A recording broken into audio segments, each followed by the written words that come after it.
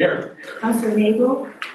Councilor Stage. Here. Councilor Ford. Here. Deputy Mayor Rada. Here. Councilor Tiniatos. Here. Mayor Tristan. Here. You better turn your mics on. Moving on to approval of the agenda. Any changes that anyone has proposed? Any issues with the agenda anyone needs to address? Oh, turn your mic. Seeing none, I'll entertain a motion to approve. So moved. Second. Motion made by Councilor Flores, seconded by Deputy Mayor Rada. Any discussion? Seeing none, all those in favor? Aye. Opposed? Motion carries 8-0 with Councilor Nagel absent. Moving on to presentations, we have a very, very special proclamation tonight honoring Newington's Teacher of the Year for this year. So I will read the proclamation. Town of Newington, Connecticut proclamation. Whereas Mr. Jeff Helming, a second grade teacher at Anna Reynolds Elementary School, has been designated as Newington's 2024-2025 Teacher of the Year. Mr. Helming is a graduate of Central Connecticut State University and earned his master's in education at the University of New England. And whereas Mr. Helming served as his grade levels PLC facilitator, a member of the school equity leadership team, and district wellness committee.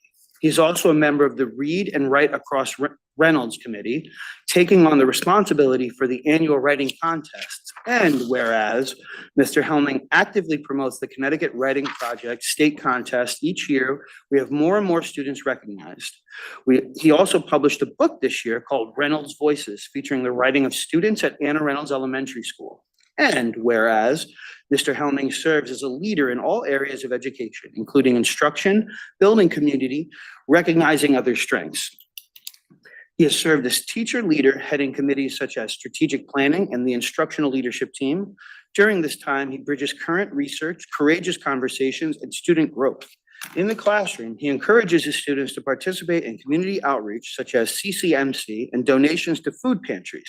Students participate and use math skills to promote kindness and whole school collectiveness as they raise money for CCMC's Pajama Day. And whereas Mr. Helming believes that good teaching requires compassion, giving each student personal time and attention shows them how much he cares about them as individuals. He reinforces to students that they are partners in their learning community, providing choices, giving positive feedback with constructive comments, and encouraging creative thinking helps motivate even the most reluctant young learner, bringing excitement and inquisitiveness to every lesson. Mr. Helming values and works closely with families of his students to help meet their goals. And whereas Dr. Maureen Brummett, Superintendent of Schools, has indicated that Jeff's passion for his work, ability to inspire student learning, commitment, enthusiasm, and deep compassion for his school community strongly support his selection as Newington's Teacher of the Year. And now therefore be it resolved that the Newington Town Council hereby recognizes Mr. Jeff Helming as Newington's Teacher of the Year and extends its sincere congratulations and appreciation for his dedication and commitment to Newington's children. Congratulations.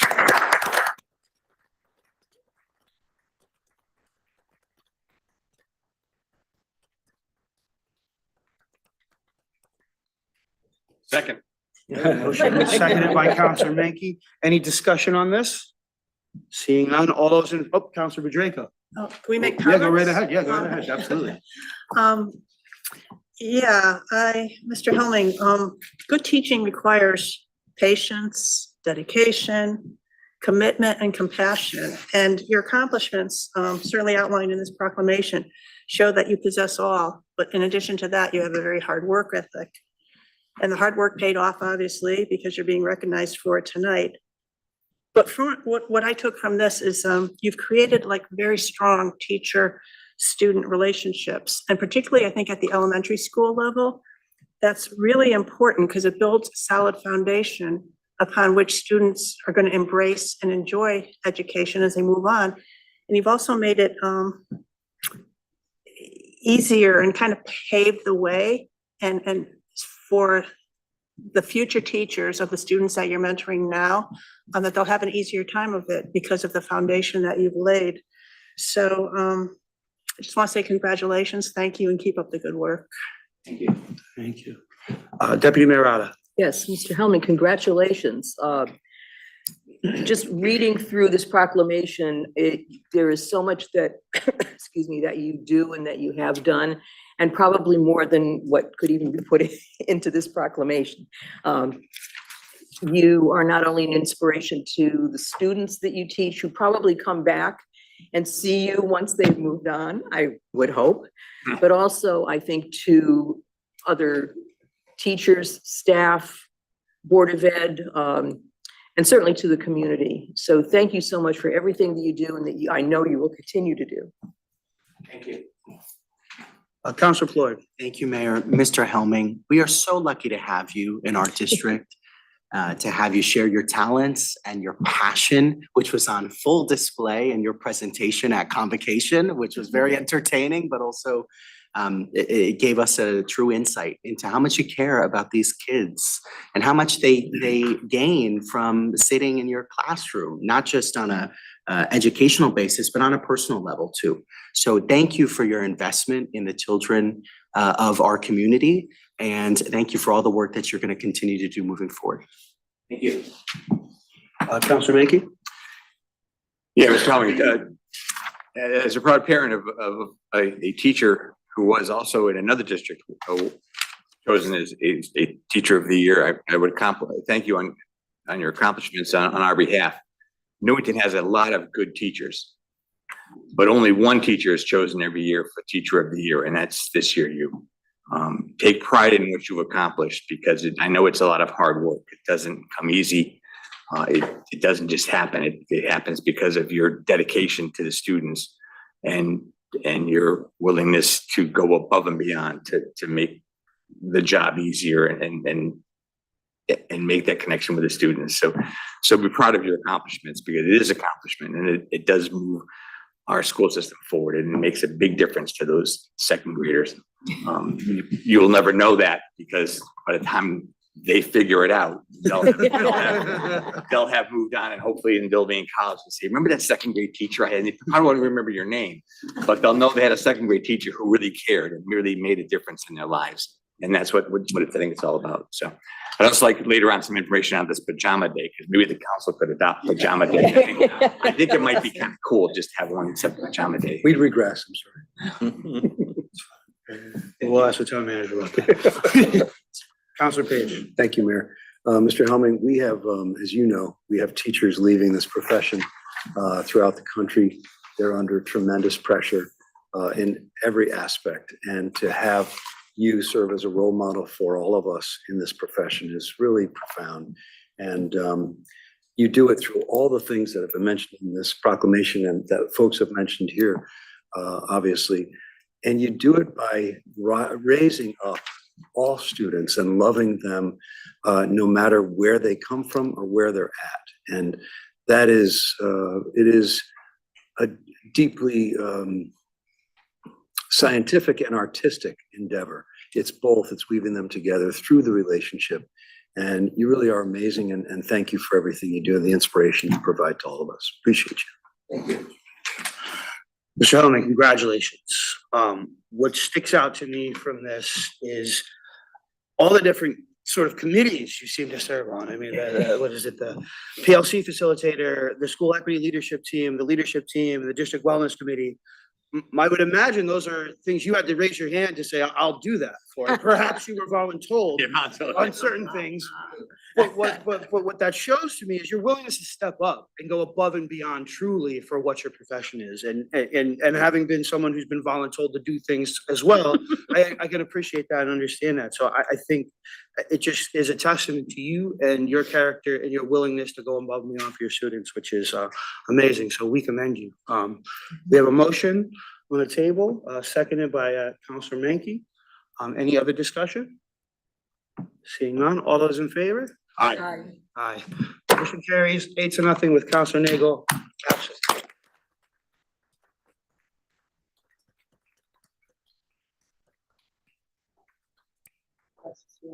All right.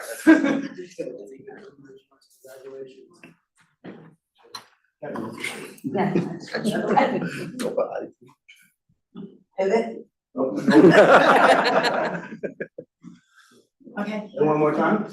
Okay, ready? Okay, that's a great. Does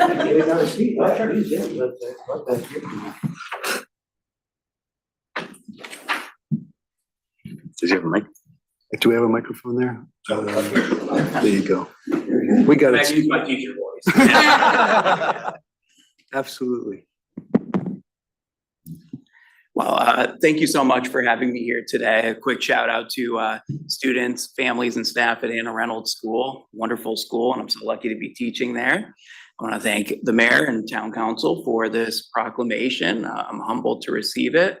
And I want to thank you and the Board of Ed for your continued support of our schools, and especially Anna Reynolds. We just completed our renovation. So thank you for your support with that and for all you do to support the students here in our district. Definitely. Thank you. Questions from councilors? Deputy Mayor? No, that was my mistake. Very good. Well, we thank you so much for all your efforts for the school district, and wish you the best year ever as a teacher of the year. Thank you very much. It's been a wonderful one so far. Definitely. Thank you. Congratulations. Congratulations. Congratulations. Anyone else in the room would like to come up and speak in support of Mr. Hellman? Now's your chance. Just good luck on the day after Halloween. Yes, have fun. Yeah. It's a day off this year. It so you is. guys- It is. Oh, So good. We're lucky this Yeah, year. all right. Thank you. Well, Thank you so much. congratulations, Mr. Hellman. Candy Thank won't you, be an thank you, issue. thank you.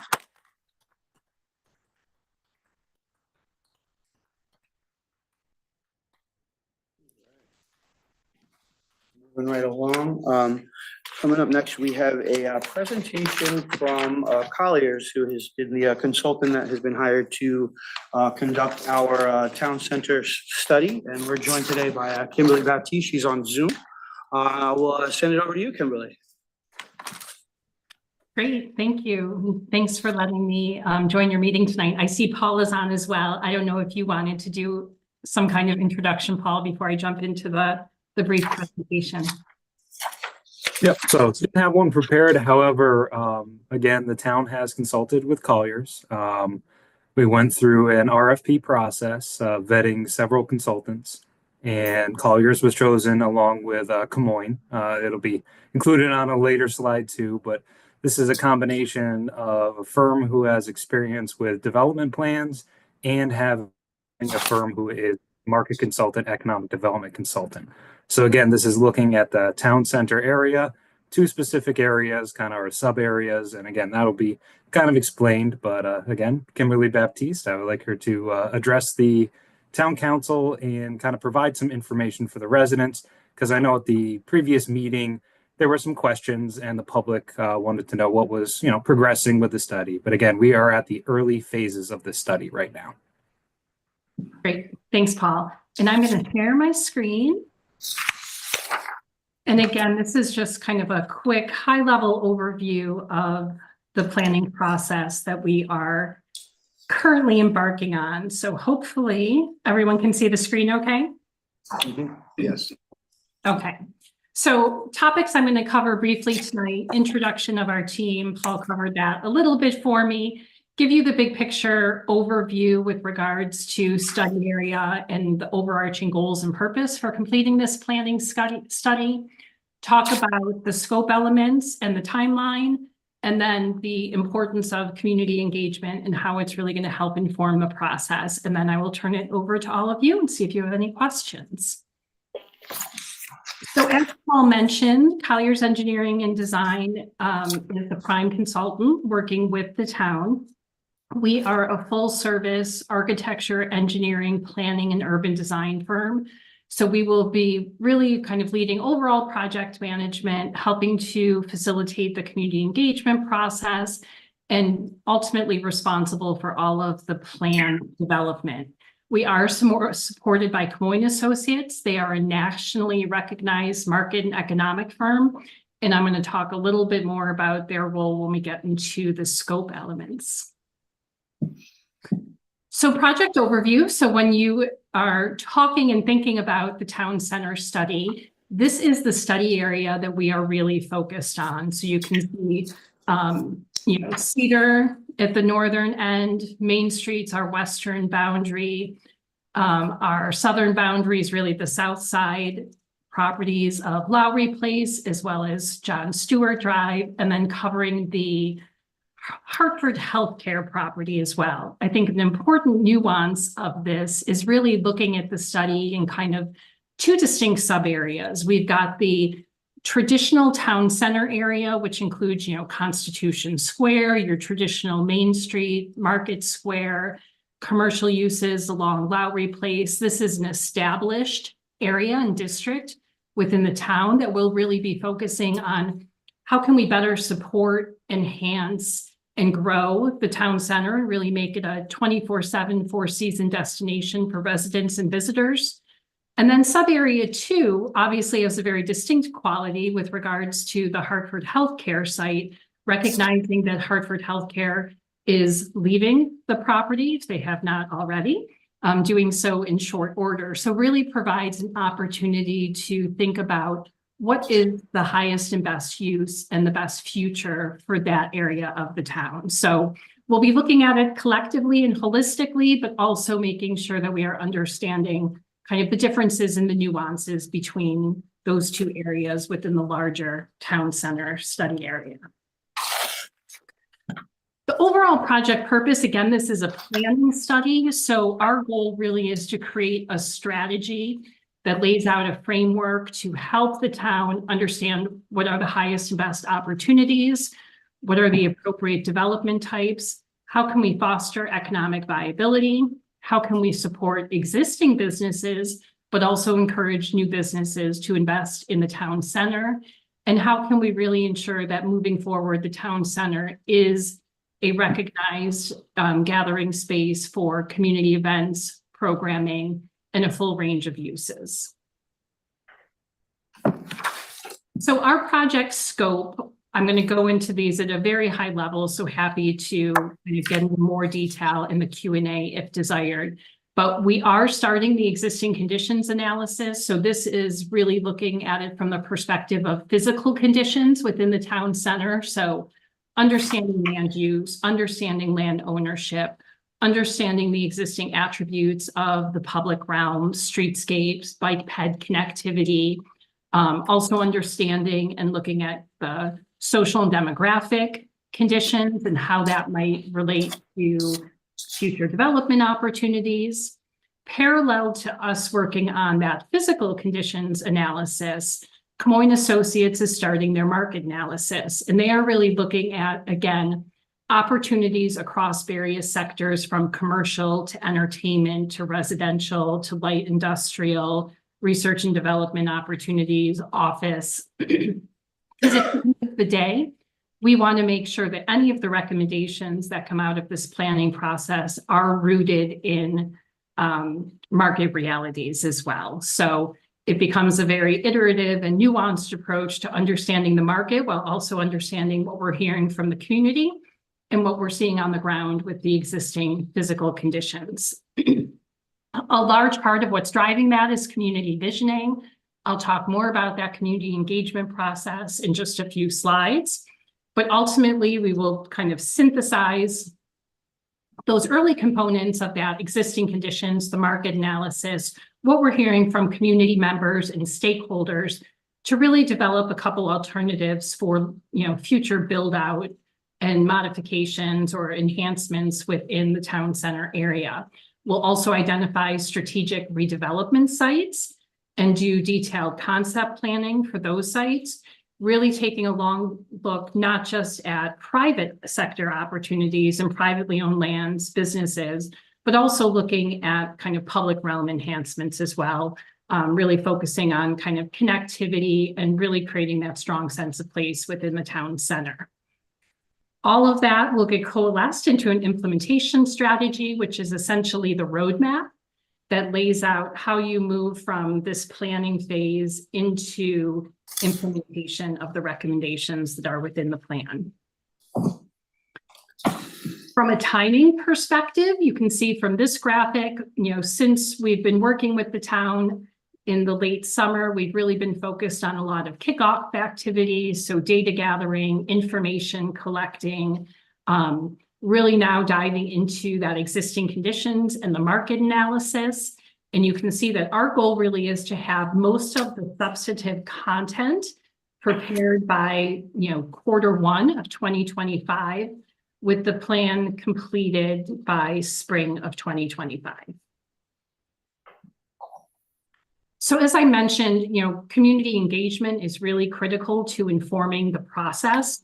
We have developed a community engagement strategy, which identifies the various tools and techniques that our team will be utilizing over the next 7 months to really make sure we are hearing from a diversity of voices and a diversity of perspectives as it relates to defining and identifying the preferred vision for the future of the town center. So some of those elements that we will be facilitating, and some of these are already underway, but core team meetings, so meeting regularly with town staff and leadership to talk about progress and to solicit feedback to help inform our next steps. We're in the process of developing a steering committee and do intend to have our steering committee kickoff meeting in early November.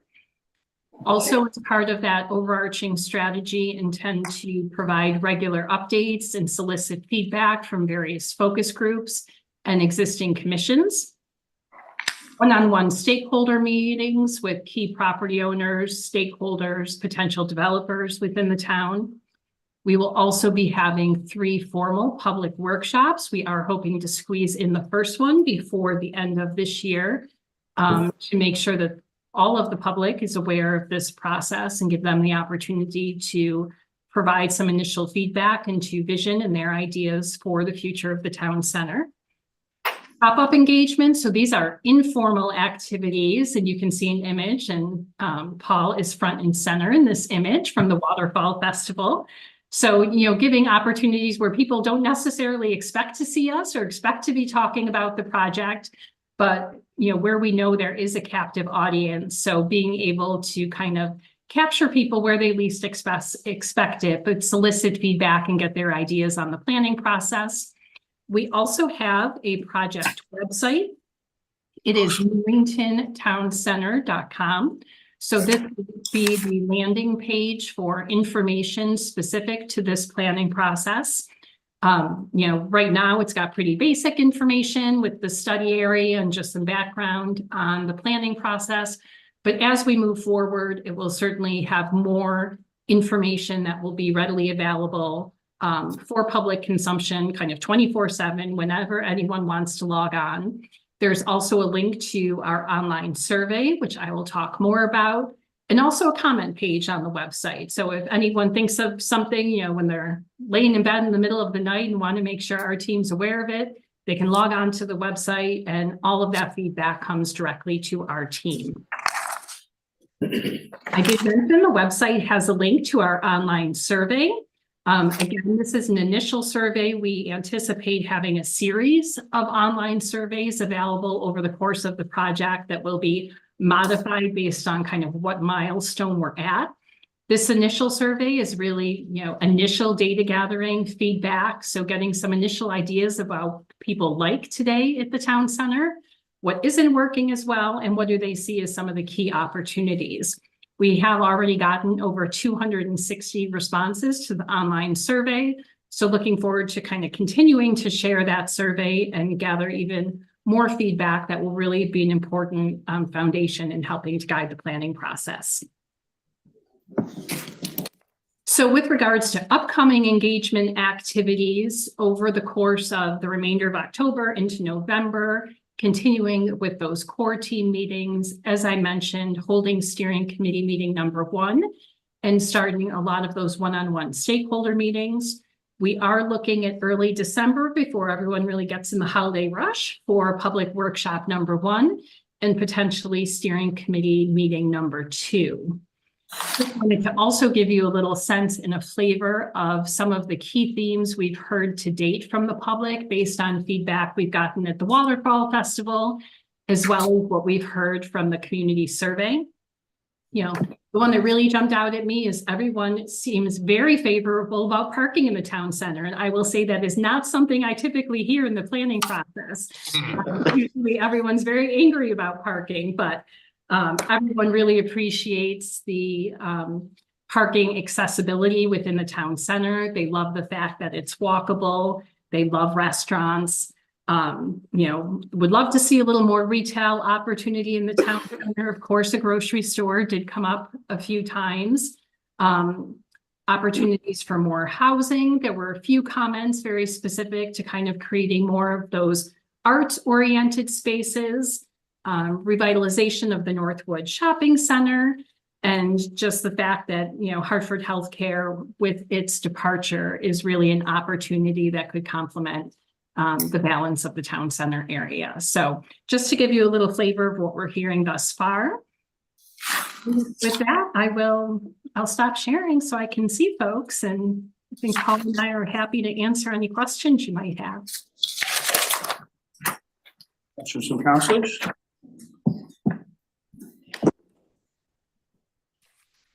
Council Floyd. Thank you, Mayor.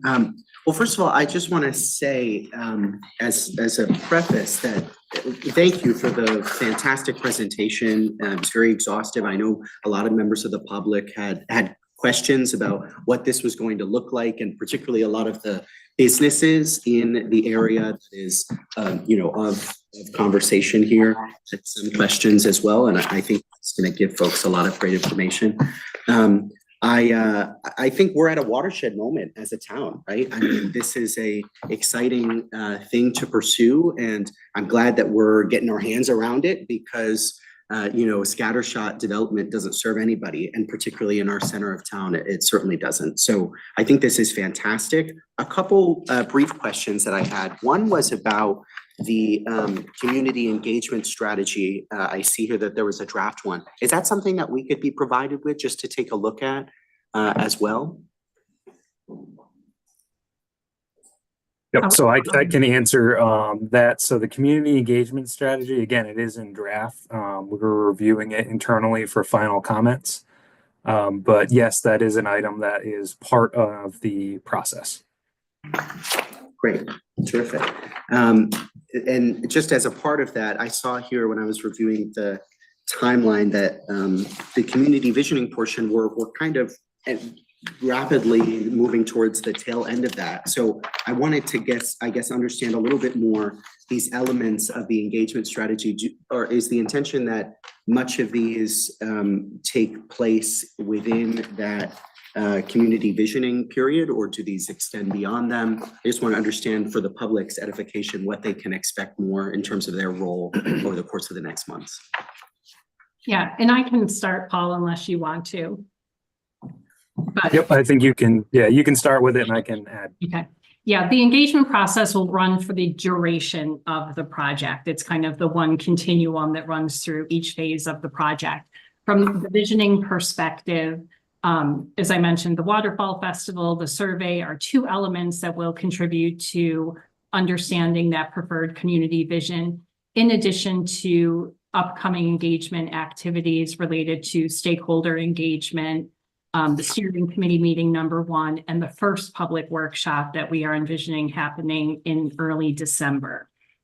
After we get through that visioning phase, subsequent public engagement activities will include a design charrette early in 2025 that will really start exploring kind of land use scenarios, public enhancements, potential physical changes to the town center and the Hartford Healthcare site. And then the third formal public kind of milestone will be when we get to a draft plan, so still room for modification and tweaking of recommendations, but being able to present something substantive to the public, get their reaction to it, and then make modifications to the direction of the plan as needed. But in addition to those kind of three overarching public milestones and formal public meetings, we will be interspersing stakeholder engagement throughout the process, those different pop-up events throughout kind of the year until we hit spring of 2025, and then the focus groups and commission updates and meetings as well. Terrific. Thank you so much. That was very helpful, and I appreciate the presentation again and all your work on this. Councilor Draco. Yes, I have a few questions. I'm glad to see that there'll be more significant, public engagement. I guess my first question is, you talk about stakeholder meetings. Can you identify who you think the stakeholders are? So we have been working with, Paul and town leadership and identifying those stakeholders. Broadly at this point, we are looking, to talk to some of the key property owners within the town center area, as well as some, various business owners and users within the town center area. And Paul, I don't know if you want to offer more specifics than that. Yep, yeah, and there are some owners who own multiple parcels in the town center. There are some who own individual businesses. They're all stakeholders. No matter if you own one single or whether you own a quarter of a block, you are a stakeholder in the process. There are stakeholders who have, larger opportunities for key sites, which, have contiguous area and potentially could be redeveloped. Again, the conversations with those owners might be slightly different. You have owners of individual buildings who, again, want to see improvements around their buildings. And a lot of this stakeholder engagement is, that concept of what will make this a better experience for you as a business owner to actually utilize the area of the town center around your business, what's going to work for you. In addition to that, we have the residential tower. That is they are stakeholders. I actually talked with, I believe it was Councilor Page, who noted after the Waterfall Festival that he talked to the other gentleman named Paul down there. I had a great conversation with him as well.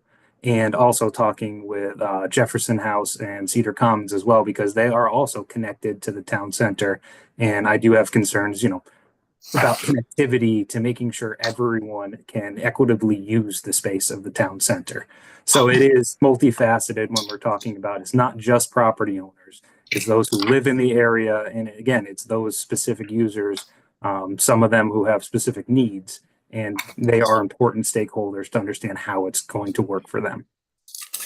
Okay, I guess in connection with that, I know in the past when opportunities or proposals have come up for the town center, what seems to be, in my opinion, and obviously the people who came out, their opinion is the neighborhoods directly adjacent to the town center. You've got Northwood, Centerwood, Southwood, that neighborhood. My particular concern is Holly Street and the Holly Street neighborhood. I mean, that's within walkable. Whatever happens in that town center, those residents are going to be impacted. So I would hope that some kind of outreach. I know you're having these public workshops, but many of those people, because some of them are elderly, it's an elderly neighborhood, whatever, would be made aware, or maybe you could have a neighborhood specific meetings for, again, those substantial residential neighborhoods right adjacent to the town center. And again, you kind of skipped over, or not skipped over, but you said there are associated traffic concerns. But Holly Street is already a cut through, and depending on what happens in the town center, it's going to be very dangerous and potential for substantial traffic. So you need to talk to those neighborhoods. And also, as you're aware, Kimberly, one of the major streets bordering this town center study is Cedar Street. And that's got to be somehow, that can't be ignored in your discussions of what's going on with the town center or your proposal. Thirdly, and maybe you were just the marketing, but you did mention in the beginning, you want Newington Center to be a 24/7 destination spot. I'm not certain those adjoining neighborhoods will be would really want to see it hopping, and music and whatever, 24/7, whatever. So I hope you were just kind of selling. Yeah, that's more a phrase for integrating potentially housing, right? So people are living there and not just coming during the day. That's a planner phrase we use, and that was just building on, some of the feedback we got in the initial outreach has said people would like to see potentially housing on the Hartford Healthcare site. Okay, not nightclubs. No, not nightclubs. But noted that was your interpretation. avoid that phrase in the future. Yes, not thinking of turning it into a nightlife center. Okay, thank you. Counselor Page. Thanks, Mayor. Really just one question. I appreciate all the information you've given us so far and the opportunity to speak with folks at the Waterfall Festival and certainly tonight. As per Counselor Pedreco and other folks' comments, I'm sure tonight, we are the land of steady habits and we do have reasonable concerns about our neighborhoods. I live in the neighborhood right in the center. And so we want, on the one hand, things to stay the same or get better if we don't like the way they are right now, in terms of our quality of life. At the same time, when we use the word vision and we think about, I think of a generation of say 30 years down the road, what the town center might be in a sustained way, both economically as well as for our quality of life and our day-to-day living, that means change. And that means disrupting or causing some angst maybe for some of us around within the context of our land of steady habits. Yeah, I don't know if you can speak, and this is maybe just philosophical, how you navigate both of those potentially competing interests, which is, in New England, we like things to stay the same, dag nabbit, and yet at the same time, we want to be creative, innovative, and think of the generation that will come after us and what the town center and this community can be for those folks. Can you speak to any of that? How do you do that? How do you navigate that, negotiate that? Yeah, and I think, that's a great question. And a lot of the feedback we've gotten thus far has been positive, but a lot of it has also been on, even if it's, subtle changes or subtle improvements or subtle modifications that folks would like to see or they think would benefit their quality of life, their enjoyment of the town center, the prosperity of the town as a whole. So I think it really is that kind of the need to kind of balance what community members are saying that, they would like to see change, even if those changes are subtle, but also really kind of embracing the opportunities. And I think part of our role in that is making sure that we are being very transparent and thinking about, educating the community as part of our community engagement process. So they don't just see it as kind of these major changes or kind of potential modifications, but see it as opportunities and understand why certain recommendations are being made, not just us coming in and saying, hey, we don't live here, but we know this will be better for you in the long run. Really understanding the importance of kind of the educational component and the outreach and making sure people understand how those changes could positively impact them, even if they seem kind of scary or overwhelming at the time. Nice. Thank you very much. Thanks. Counselor Gonzalez. Yeah, thank you for everything that you're working on. I know that Counselor Pellor touched on community involvement, but if people start to hear about this in the public, can you just talk a little bit more about how they can be involved? I know there were some surveys and different things, but just in case people would like to know what they can do to have their voices heard, what can they do? Yeah, I think immediately, right, if we can direct folks to the website where they can get a little bit more information about the background of the study, the area that we're looking at, focusing on. And I do think that initial online survey, which is available via the project website, is an important initial tool. Once we finalize a date for that public workshop, that will be on the website as well as any future meeting dates. And then after meetings occur, all of the meeting materials will also be posted on the project website. So there will be kind of continuously updated materials that if people miss a meeting, they can still refer to materials and understand what was discussed, what are, the feedback that came out of all of those meetings. So I do think the website, is a great portal for that 24/7 information and where people can find information about upcoming engagement activities. We will certainly be working closely with the town to promote and advertise those activities above and beyond just the project website. But I do think that's, a good resource for people to get used to checking in on. So what I'm hearing you saying is there's going to be public meetings where anybody in the public can come out and talk about what's going on? Yep, Okay. absolutely. Thank you. That's fantastic. Thank you. Yep, and if I could, I would like to add, not only talk about what's going on, especially once we get into the workshops where we're looking at the charrette.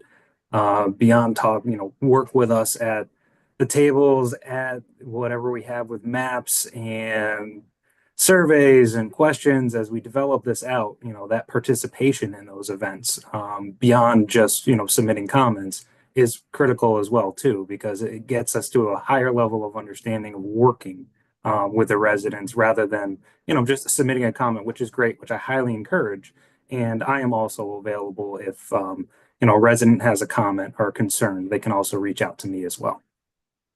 Thank you. I think that's very important for the public to be involved and for them to know how to do that. So thank you. Deputy Mayor Rada. Yes, thank you. Some of the questions that I have probably have been already answered. I just want to begin by saying how much I appreciate the construction of the website and making that accessible to folks to be able to gather all the information, find out dates of meetings, keep themselves well-informed. And Paul, also your invitation to have people reach out to you as well, with everything else that you do on a daily basis. You may have already explained this, but can you talk a little bit more about the public workshops, just very, very briefly, and what people can expect, along with focus groups that I see you also have listed as activities that'll be taking place as we move forward? Sure. Yeah, the public workshops, and those are the formal public workshops, right? Which again, will be complemented by the pop-up engagements like the Waterfall Festival and other outreach activities. But we are anticipating 3 formal public meetings, right? Where we'll be saying to people, you come here at this certain place and time, to get involved in the project. The first one, which we are anticipating in early December, would be, part informational. So just making sure that people are aware of this process, understand, the goals and the outcomes of the process, what our team will be preparing, and then, really engaging them in a visioning exercise. So really understanding from community members that are in attendance.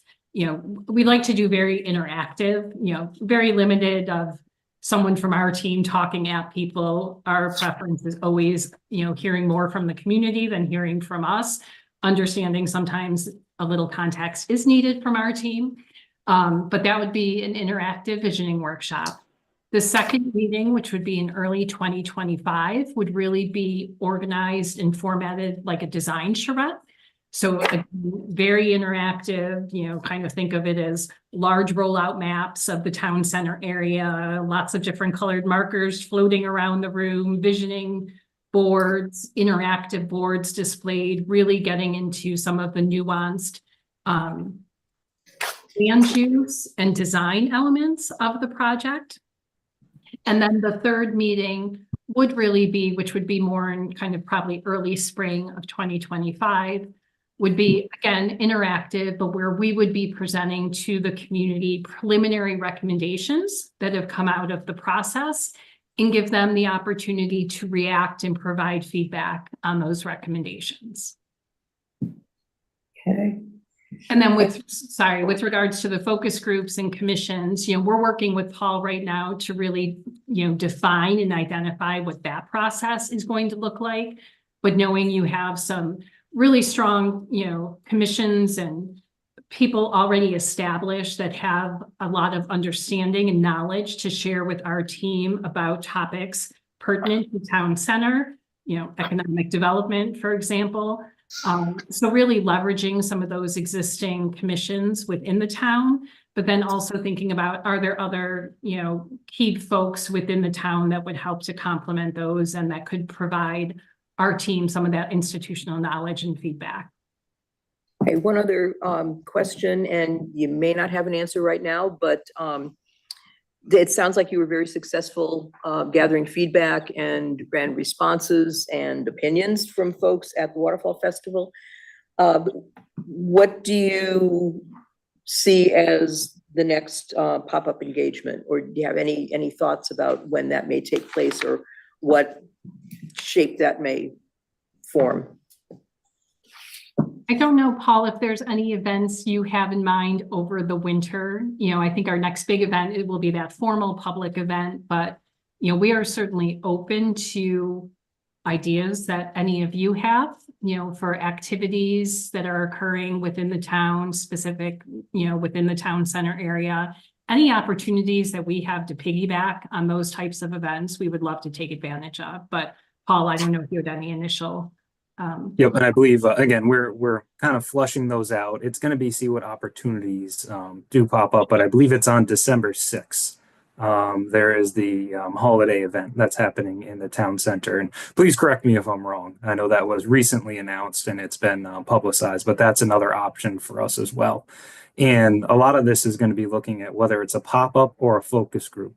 Again, I kind of noted in my previous discussion that I do have a concern about the residents who live directly in the town center as well, and I do want to meet with them, especially those with limited accessibility, and go to them. So while that might not be a specific pop-up, there'll be stakeholders and as we go through the process. But yeah, we are identifying those as we go and seeing what will work and what we think will be able to get the best input with a diverse group of people at the event.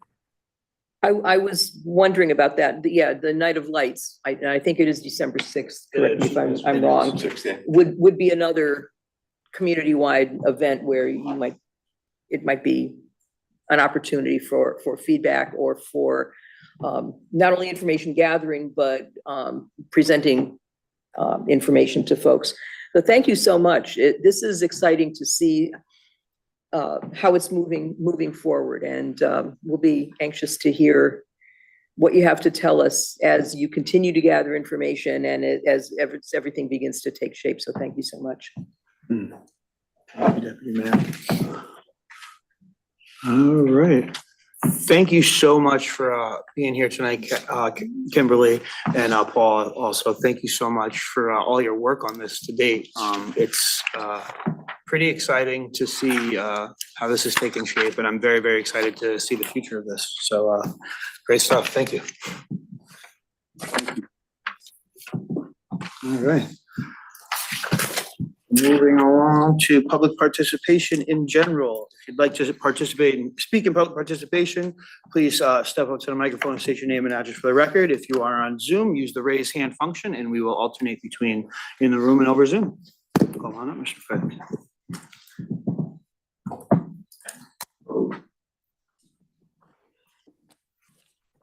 Bill McCarthy, 206 Churchill Drive. I love it when you guys have presentations. That's proclamation and presentation. Am I on? There you go. Can you hear me now? Yes. Bill McCarthy, 206 Churchill Drive. I love it when you guys have the proclamations. Congratulations to that teacher. He was a wonderful, wonderful job.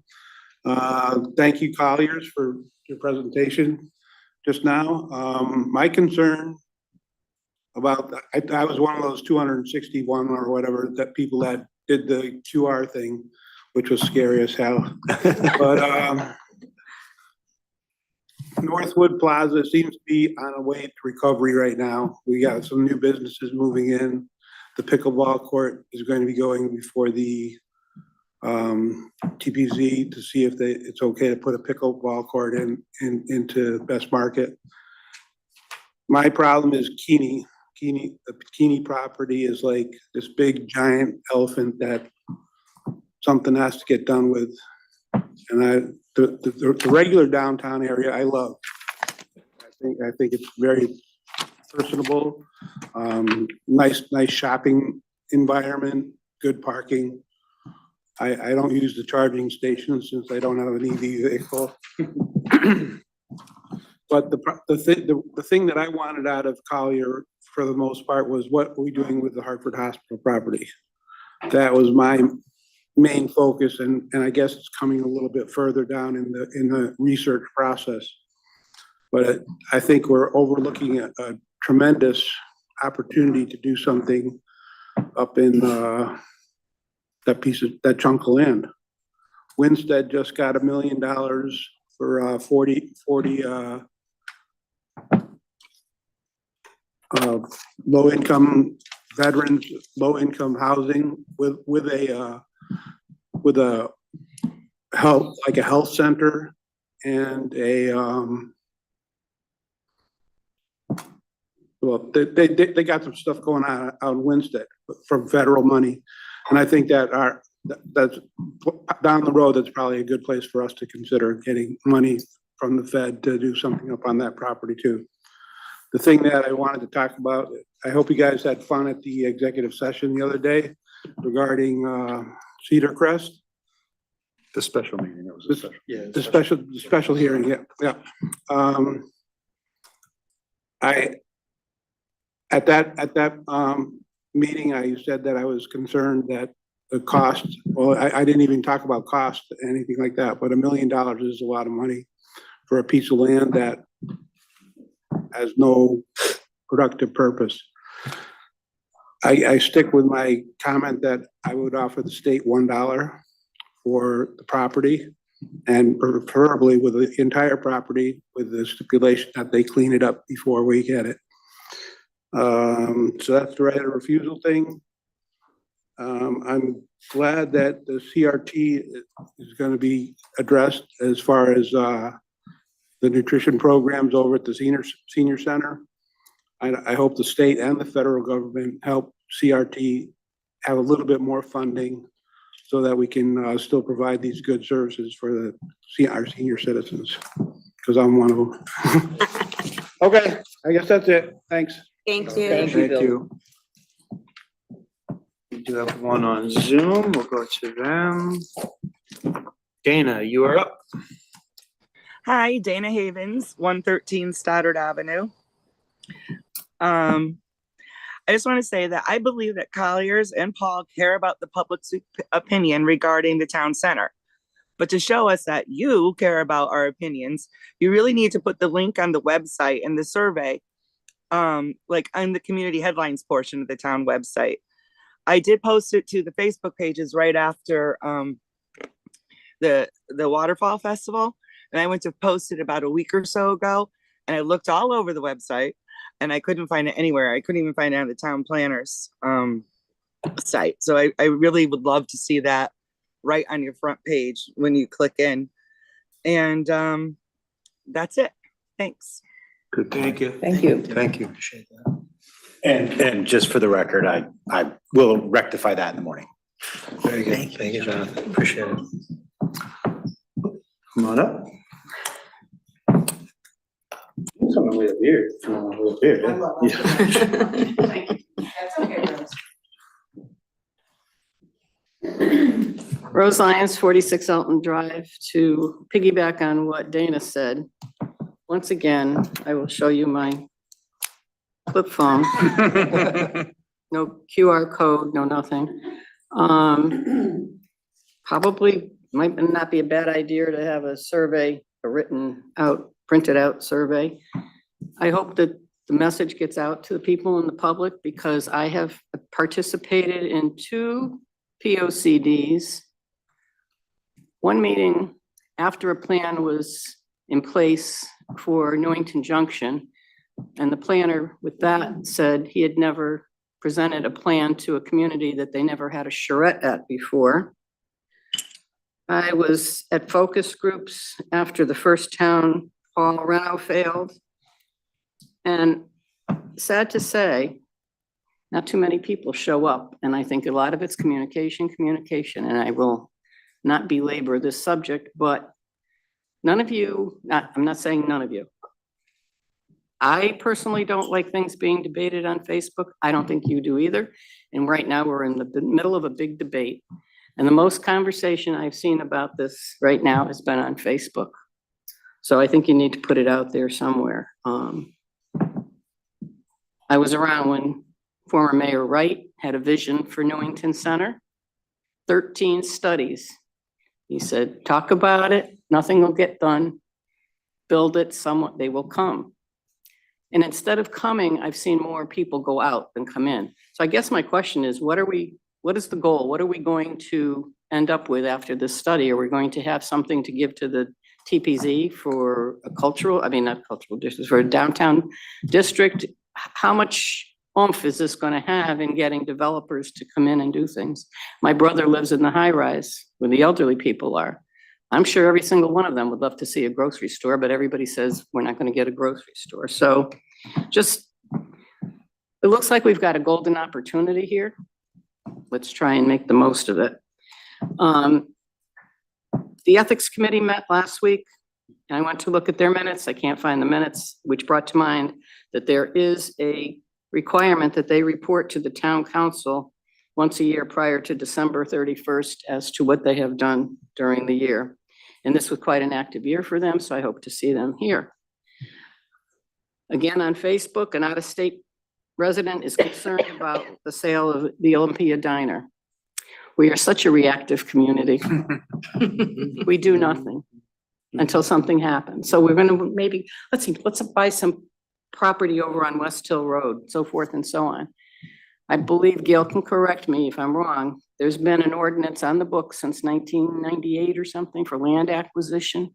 And until you brought it to the town council, nothing was in there. I think there's maybe $80,000 now. I wrote to the finance director and I said, I asked about the money coming in from National Welding, if it ever comes in. Does it have to go into the general fund? And I think that's a question that Gail brought up and then Chris Minor. And she answered me and said, yes, it does, unless the town council decides to put it into the land acquisition. And I think Gail has mentioned this in the past, and I'm going to mention it, throw it out there. What you do with it, it's up to you. If you'll give me 30 seconds onto this, I just want to mention too about the cultural district and a couple other boards and commissions. The LGBTQ appointments were going to be made and then they got taken off the table. Tonight, you're talking about a cultural district. And I know you've talked about a cultural commission, but I've never seen it talked about here. I know some boards and commissions are by ordinance, some are by charter. When you discuss these things, if we could just give us a little bit of the background. This has been a learning experience for 15 years for me. And it seems just when I think I know the rules, they change. So thank you very much. Thank you. Thank you.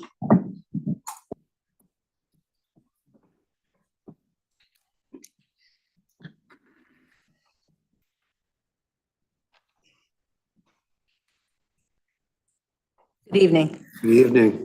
Kathleen Sobieski, 26 Deepwood Drive. Full disclosure, my husband is the chairman of the TPZ, but that's nothing for for me to be here tonight.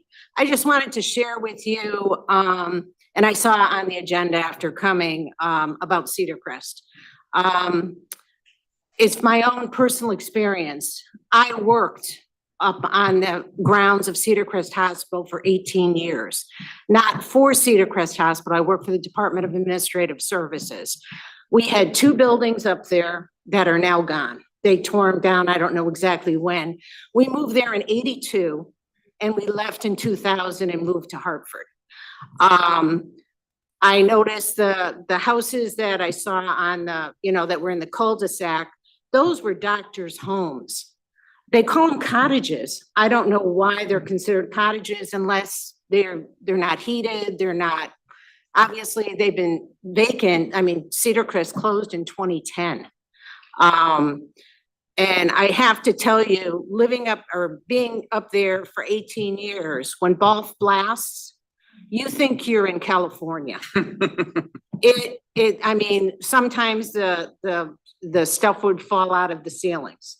So, and every day was a new experience because we kind of got used to it, the normal people, but when we had visitors come and you'd hear the horn and they'd be like, oh, what's that? And I'm like, wait. And they'd like almost freak out. They would be like ducking under a desk.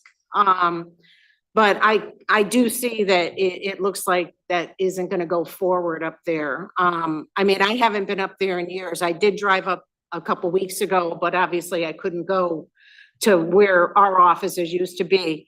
There was a daycare across the street. It used to be beautiful grounds. But obviously things have gone by the wayside over the years. So I just wanted to share that because that was my experience there and I had been there for 18 years. So I had firsthand knowledge of what it was like being up there on those grounds. As far as I just want to just mention from the presentation with the center of town and whatever, not being devil's advocate, but you've got Keeney Manufacturing and you've got that plaza. What's going to happen if those stakeholders don't want to play ball? They're private property owners. They don't, unless how are you going to force their hand to change something? I mean, Keeney's been, I think, I don't know how many years that's been empty, that they shut down their manufacturing. And the market, again, I know everybody wants a market. I hear it. I volunteer at the senior center. They would love to have a grocery store, but obviously the owners don't want to know about that. They want pickleball. Okay, whatever. You can play pickleball at the senior center. But I mean, those are just, my thoughts on it. And, I worked for the state for a long number of years, and believe me, I'm not into politics. I had enough in my 10 years. So, but thank you for listening anyway. Thank you. Thank you.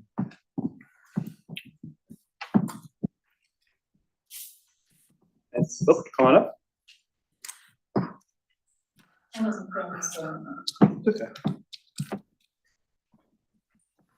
Alan Kelly, 20 Harold Drive. So I thought the presentation was really, really good. The problem, and it was already spoke of, is communication and trying to get the town residents to be more involved. I don't have an answer, but it's something that's important. There's a lot of commotion, as you know, and I'm not bringing it up other to say Facebook is craziness right now, but a lot of information has come out on Facebook that didn't come out on the presentations. So that's enough of that. So how do we get more people involved? How do we improve on the communication? I mean, it's great you have a website, but maybe you have a little bit more of a fun event that says, hey, here's a group that's looking at our town to improve it. How would you like to know more about it and make it more fun? Go to the senior center. The seniors want something. I know a lot of them personally, and they definitely want a grocery store. They miss that grocery store no matter how small it was. At least it was convenient for people who don't drive far or can even walk to it. There's a lot of amenities, restaurants, low-income housing. We need it all. We really do. And it was nice to hear about this. They're both very professional, and I'm looking forward to more information. I'm looking forward to more participation. But really, we do have a problem getting people involved and then people complaining. And it's like, I might have been in that situation at one time. I'm sure I did, but I appreciate it. I appreciate having the opportunity for this, but I also want you guys to really listen. I will bring up the poll again, sorry. I didn't like the majority, 4 against 3, whatever. Move it forward, because I felt in my heart that you were almost forced to put it to referendum because it's been so long. We need something to happen versus doing a pros and con list of what the issues are and really talk about it. And maybe you did, maybe you do that off-site. I don't know, but Churchill was a big deal. You kept asking, Tim, and I kept asking about Churchill. What is going on with Churchill? And we got some little vague kind of responses that weren't clear. They just weren't clear. And now we know it's most likely gonna go away, which is fine, but that's also transparency. I know you're shaking your head no, but there's just been too much commotion about it. What Don Wood says, what Bill DeMayo says, what this person says, and then you have proof of it. And it's just crazy that we really need transparency. The truth may hurt, but the truth can be understood. And that's what we need. That's it. Thank you. Thank you. Anybody else in the room or over Zoom that would like to speak in public participation?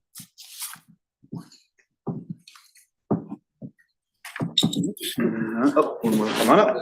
Yeah, rather than later. Dave Horgan asked me to read, my name is Jason Hip, 54 Woodmere Road, Newington, obviously. This is on behalf, I'm here for Dave Horgan. He's not able to be here, but he asked me to read this for him.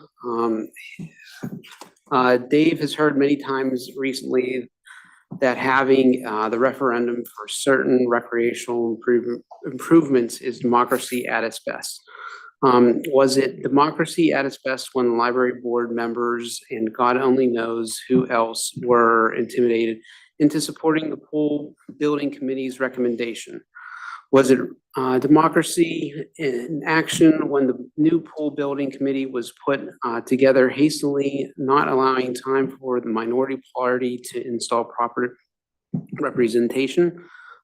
If the pool's improvements were so important to the majority party, why did they wait 9 months to form the new committee? Was democracy at its best when out of town and out of state contractors who are likely to work on the recreational improvements were solicited for donations to a political action committee promoting a yes vote on the referendum?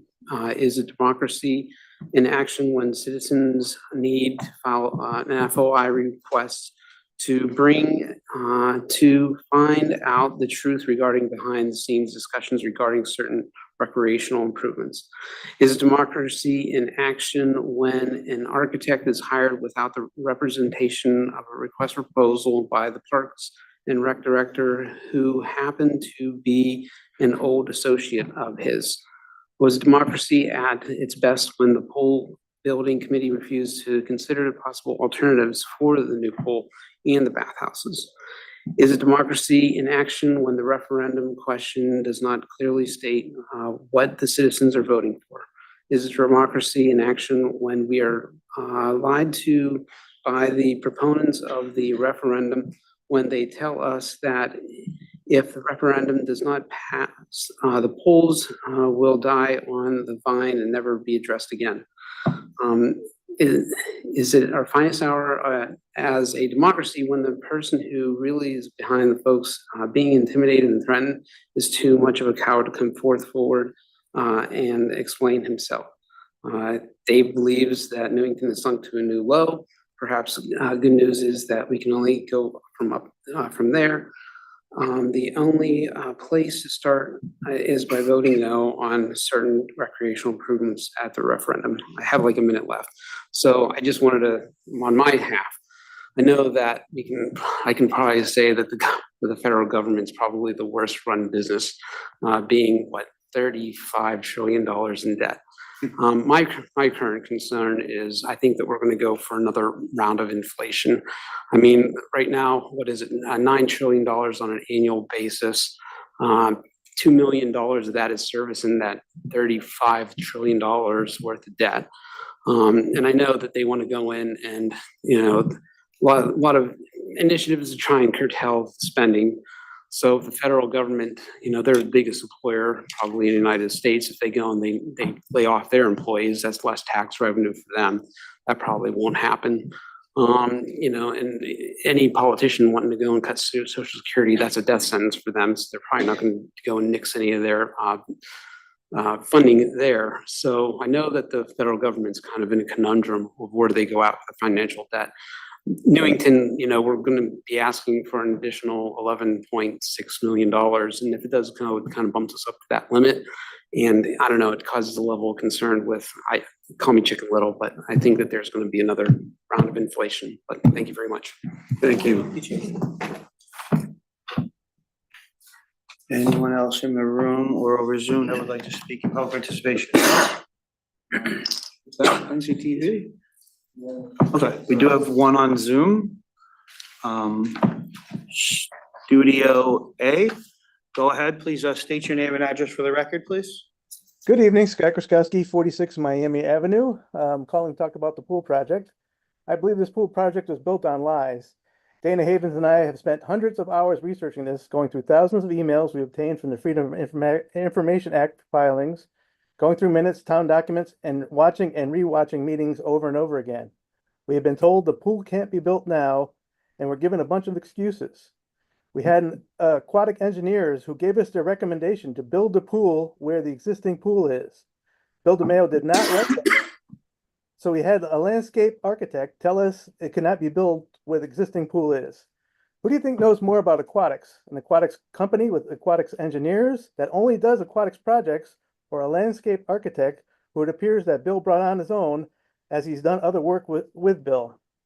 The same architect falsely spoke last week on video when he posted a video online and said that the aquatic company only gave 2 options, which was not true. There were 3 options given by them in the prior master plan, and that included putting a new pool in the existing location at that time that cost less than $2 million. And again, I say that at that time because I know it'd be more expensive now.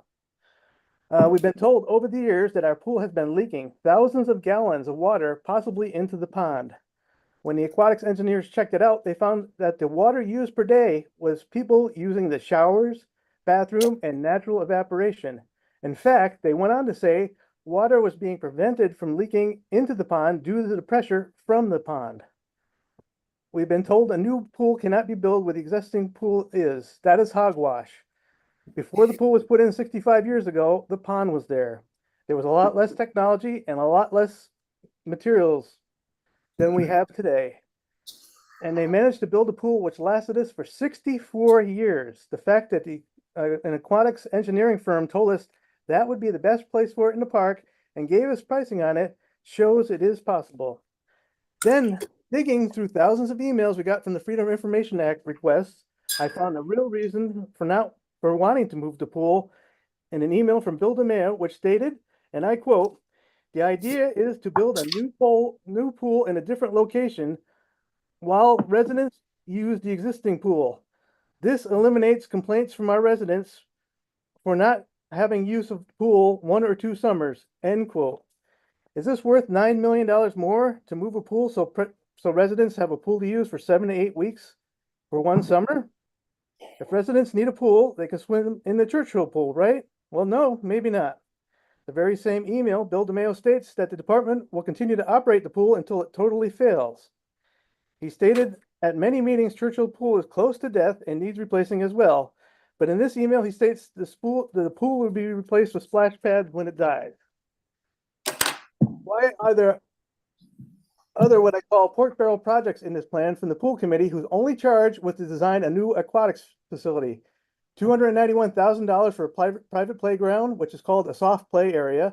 Another $251,000 for a sports field rework. And why does it cost $34,000 to remove a baseball backstop?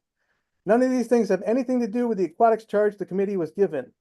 Let's talk about costs. The Vote Yes side has been giving out flyers and have a website which states each taxpayer will only pay 44 cents a day.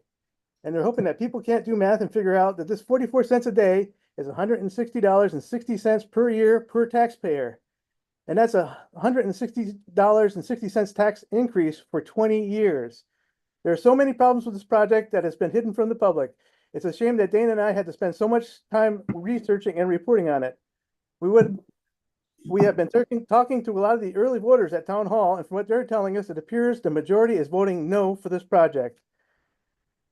Trying to slide this by the public with a poorly worded referendum question of recreational improvements without mentioning aquatics or pools when it's strictly supposed to be an aquatics project is underhanded and just wrong. I haven't talked to a single person who's against us getting a new pool. Mr. Graskowski, you're over time. If you could wrap it up, please. As I keep saying, we need a new pool, not $11.6 million pools. For those watching at home, know all the tricks and lies pulled on us to get this project approved. And remember, when you vote, no on question 2. Thank you. Thank you. Thank you. Anyone else in the room or over Zoom that would like to speak in public participation?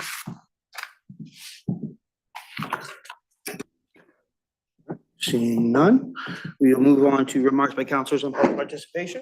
Any comments from councilors? Councilor Ploy. Thank you, Mayor. Just a couple things to some of the points that Ms. Lyons, you made. The first was about the survey. I think you bring up a really good point. I wonder if it may be helpful for us to have physical copies of that survey for the master plan available at town hall and maybe some drop-off area or something like that box. And in addition to that, maybe this is a question for our friends at the library. I know a lot of our seniors who don't necessarily have access to technology at home. They'll go to the library to use those computers. Perhaps we can have some flyers readily accessible there too, for folks to be reminded when they're at the computers, you know, take a look at that survey. So that's great. As far as the master plan itself goes and the juice that it needs to have, I could not agree more. I think to the other comment you made that we are often reactive as a town, whether it's for development or for other reasons, it's often for development. We need to have some muscle to this plan. And I hope that comes in the implementation process when we start discussing at the tail end of this master plan, what those strategies are going to be, what authority needs to be empowered to actually pursue this process of implementing the recommendations of that master plan. And the same thing goes with historic preservation. And we've had a few counselors work together recently on creating some long-term longevity to the way that we respond to historic preservation needs, not just in a reactive way, but putting pen to paper so that we have guidelines that will preserve our history. So I just agree with those comments, and I appreciate everybody who came out and spoke. Councilor Gonzalez. You actually hit on a couple of the things that I wanted to say. I think you made a really good point that not everybody does have access or knows how to use the technology. And I was thinking the senior center, the library, there may be some key spots where we could have some paper available for people to do that. And also, it is really important to be able to let the public know what is available and when it's going to be available to be involved. So I think that's something that we as a whole can all try to think about and come up with some good ideas as to how to get that word out there. That's it. Thank you. Thank you, Councilor. Councilor Megan. I would just point out, maybe I just control my life, but I would remind everybody that a master plan is really good, and we all want to see more development and more stores in the center of town and more shops. But then we have to actually go to those stores and shops. I don't know how many times I've driven by and said, you know, I wish I could go to that restaurant, and it closed, but I have only went to that restaurant once. And a restaurant can't just sit there and wait for me to show up one time a year and stay in business. They have to have us visit and shop. And I think too often we tend to just shop it on Amazon because it's easier than going to the store and buying my greeting cards from a little store because it's easier. And then we wonder what happened to the little store that I wanted to go get my cards from. Well, it went out of business because I stopped shopping there and you stopped shopping there and we stopped shopping there. And we wonder why the little restaurant went out of business because, well, I went to the drive-through because there was a drive-through and it was easier for me. And I didn't stop and get out of my car and walk up to the guy and get a cup of coffee and a donut. I went to the drive-thru because it was easier. Donuts probably weren't as good for me or as good. And the coffee probably wasn't as good, but it was easier. And then we wonder what happened to him. Why did it go out of business? Well, it went out of business because I put it out of business. So we just remember, whatever goes in there, we have to support it. If we don't support it, it's not going to work because it's economics. Great If we point. build a little grocery store, if we don't go to the grocery store, it's not going to just sit there waiting for you to show up for buy milk 4 times a year. Thank you, Councilor. Thank you. Definitely agree. Any other comments from councilors? All right, seeing none, we'll move on to consideration of old business. First item on the list is the first refusal notice regarding 525 Russell Road. Jonathan, do you want to? Yeah, sure, I'll tee this up.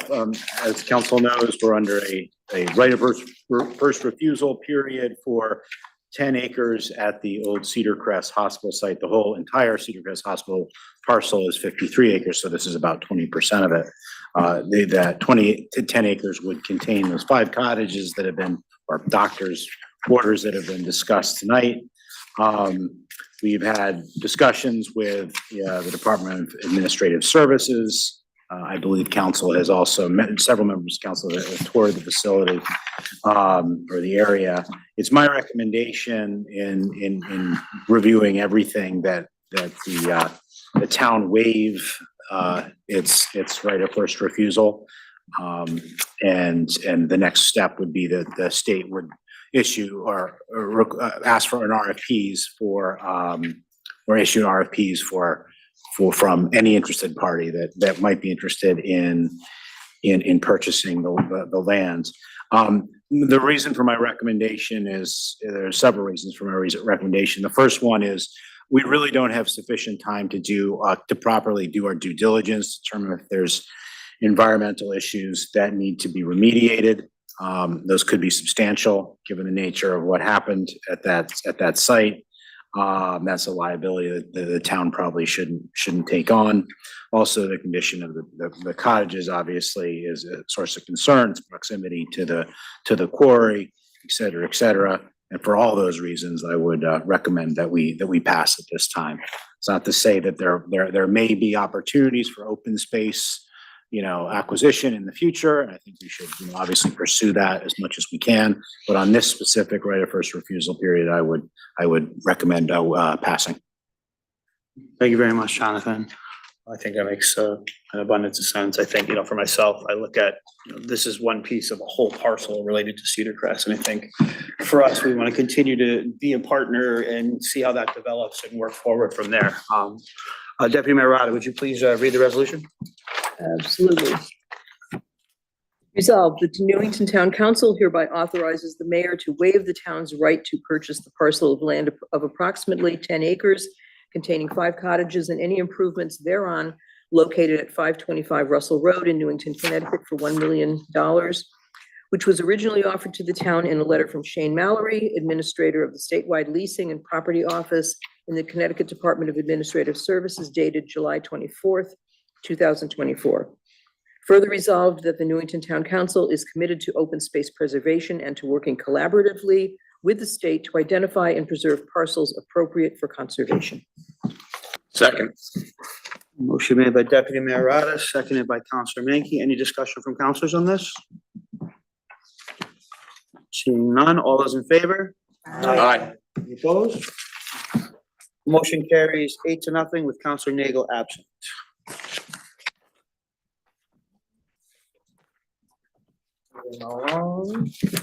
Next on the agenda is the athletic trainer position job description. And Councilor Page, can I have you read the resolution, please? Absolutely. The resolve of the Newington Town Council hereby approves the amendment to the classification pay plan by approving an amended job description for the athletic trainer, A-5 position with the Board of Education as recommended by Jonathan Altshuler, Town Manager in his capacity as Personnel Director. Second. Motion by Councilor Page, seconded by Deputy Mayor Rada. Any discussion? Councilor Menke. Oh, I just had someone ask me on the street why we're approving this and not the Board of Ed. So maybe we just have an explanation of why this is ours and not the Board of Ed's. Seeing that it seems they were confused why we're doing it and not the Board of Ed's. Sure. So as town manager, I'm technically personnel director, and that involves being in charge of the classification system for all positions under both the Board of Education and the town. As a practical matter, Steve Parisi is here. Obviously, I work closely with him and Dr. Brummett about these types of matters and, listen carefully to the recommendations. But yeah, that's how the organization of the town and the Board of Education relationship is set up.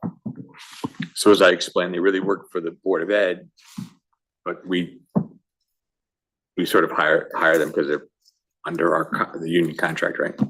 Well, I don't know that the union contract per se, well, I think it's all, yes, I think it's all goes together. But technically, you guys have the power of the purse, and for both the Board of Ed and for the town, and part and parcel of having the power of the purse is that you also control how the positions are funded and are classified. Thank you. Any other discussion from councilors? I guess it's just funded through the Board of Ed, then not through us though. Well, yeah, it's funded by the Board of Ed's budget that you as town council are responsible for approving their budget. Because I did a terrible job explaining it to the person who asked me. And I'm doing a worse job explaining it to them now, apparently. I hope they're watching, because Do you have anything to, yeah, please. I'm sorry, if you're watching, I'm sorry. 'Cause I did a worse job explaining it on. Thank you for the opportunity to come up and explain also. I think in accordance with the town charter, any position that's not certified through the State Board of Education, which this position would not be. So those positions would include certified teachers, certified administrators, so they have a certificate from the State Board of Education. Those licensures fall under our jurisdiction. Okay. Anyone who is non-certified through the State Board of Education falls under the town's jurisdiction, even though they are employed by the Board of Education. I gotcha, okay. So therefore, letting our town manager as the kind of HR director or personnel director for this position. You did it much better. That was good. I was gonna say, yeah. That's Thank why you get the you. big Yeah, I bucks. told you I get the answer. You have another question? Yeah, Mr. Farisi, just real quick. Sorry. Oh, sorry. No. You know, assuming this passes, how soon do you think you'll be able to go out and advertise for, and when would you hope to have this position filled? Sure. If approved, I would just ensure with the town manager that we are all set to go, and we would be moving the position forward as soon as possible. Okay. Thank you. Thank you. No other Anything else? You wanna wait till? Yeah, maybe just wait a minute till we vote. Thank you very much. Thank you. Appreciate it. Thank you. All right, we had a motion made by Councilor Page, seconded by Deputy Mayor Rada. Any other discussion from councilors? Questions? Seeing none, all those in favor? Aye. Any opposed? Seeing none, motion carries unanimously with Councilor Nagel absent. All right, moving along. Next on the agenda is Assistant Town Manager job description. Councilor Tiniakis, would you please read that resolution? Resolved, whereas the town council has the power under section, am I got the wrong one? Oh, jeez. Sorry. Resolved, the Newington Town Council hereby approves the amendment to the classification and pay plan by approving the amended job description for the assistant town manager, A-12 position, as recommended by John Altshaw, town manager, in his capacity as personnel director. Second. Which one am I reading? Motion made by Councilor Tiniakis, seconded by Councilor Gonzalez. Any discussion on this? Councilor Draco? Yeah, at the last meeting, I had asked, the new, additions to this, the assistant town manager job description that had been originally proposed a year or so ago, are coming from the Director of Administrative Services, job description. And, I guess you've decided, it makes sense to propose, you'll revise any other impacted job descriptions once this is, assuming we pass this. But I guess my question is, there obviously then, you must have, if you're taking major responsibilities away from one position and putting it into this position, there's obviously going to be some restructuring, and can we possibly anticipate the elimination of one position?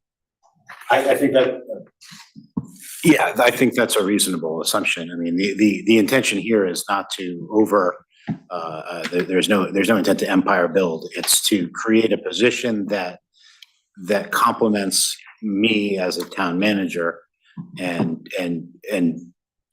beefs up the areas where I need support.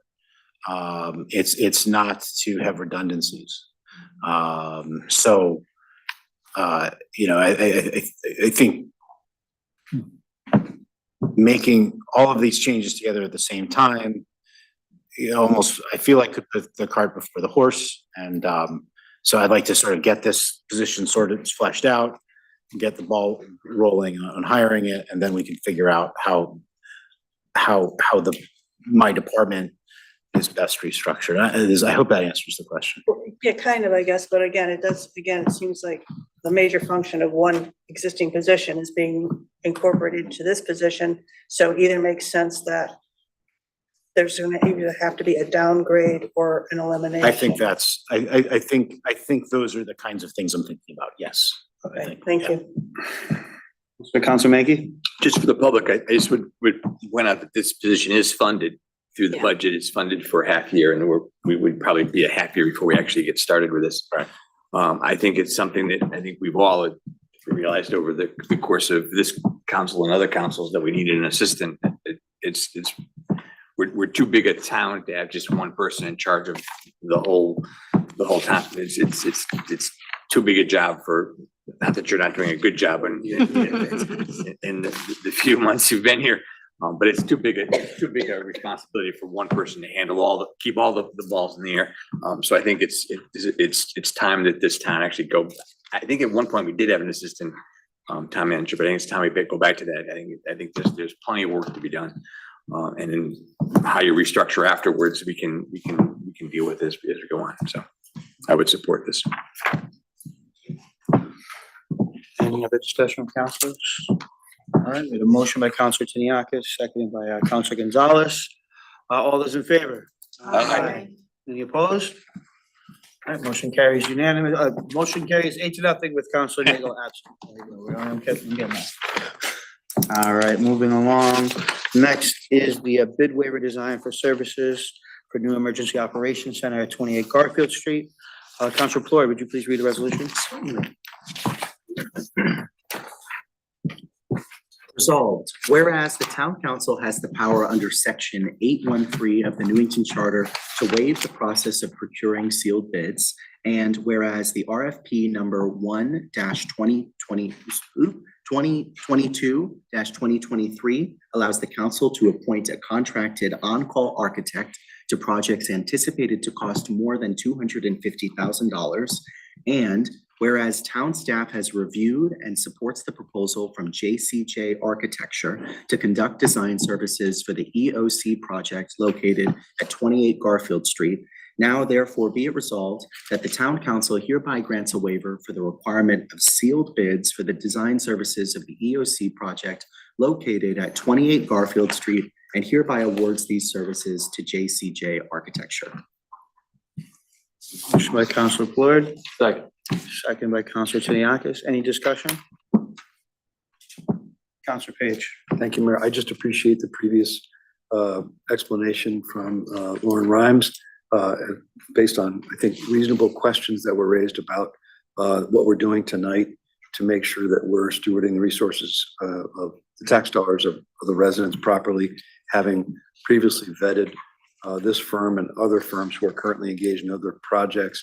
And this, based on those answers and the clarity there, I'm comfortable with this and I appreciate that. Thank you. Councilor Mankey? It sounds reasonable to me. I just have a quick question. Do we have anticipated what the cost of this whole design part would be? I know it's covered by the grant and money that's already budgeted in CIP, but do we have an idea? Why don't you come on down, because it's a smaller table, but it's closer, it's more intimate. So the design services themselves, you have the quote in your packet. It's Oh, did I see it? I missed it. $190,000 total, How much? 190. And that is part of the overall funding that we already have between the grant and the CIP. So I mean, certainly I would, for that, right, I mean, and that's a lot of money for any of us in our personal lives, but in if it was more than that, I would be not a favor, and certainly not if it was a couple $1 million, I wouldn't, none of us probably in favor of this, but for that amount, it seems reasonable, I think, and to get the project moving, because we are still under a deadline of February 2025. So I would certainly support this. Very good. Any other comments from councilors? Thank you. All right, we had a motion made by Councilor Plourd, seconded by Councilor Tiniakis. All those in favor? Aye. Any opposed? None, motion carries 8-0 with Councilor Nagel absent.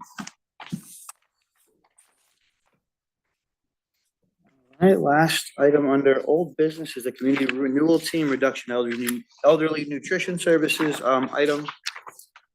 You want to talk about, what we came up with, Jonathan? Or should we? We got Jamie actually. Oh, Jamie's Zoom. here. Oh, even better. Oh, my God. Hi. Even better. Wow. Maybe I got it. Oh, jeez. Man. He's getting me in trouble.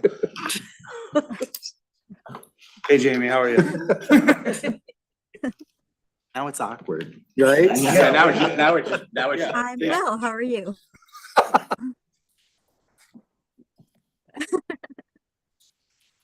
Or she's delayed. Yeah. Well, I'll just, There you go.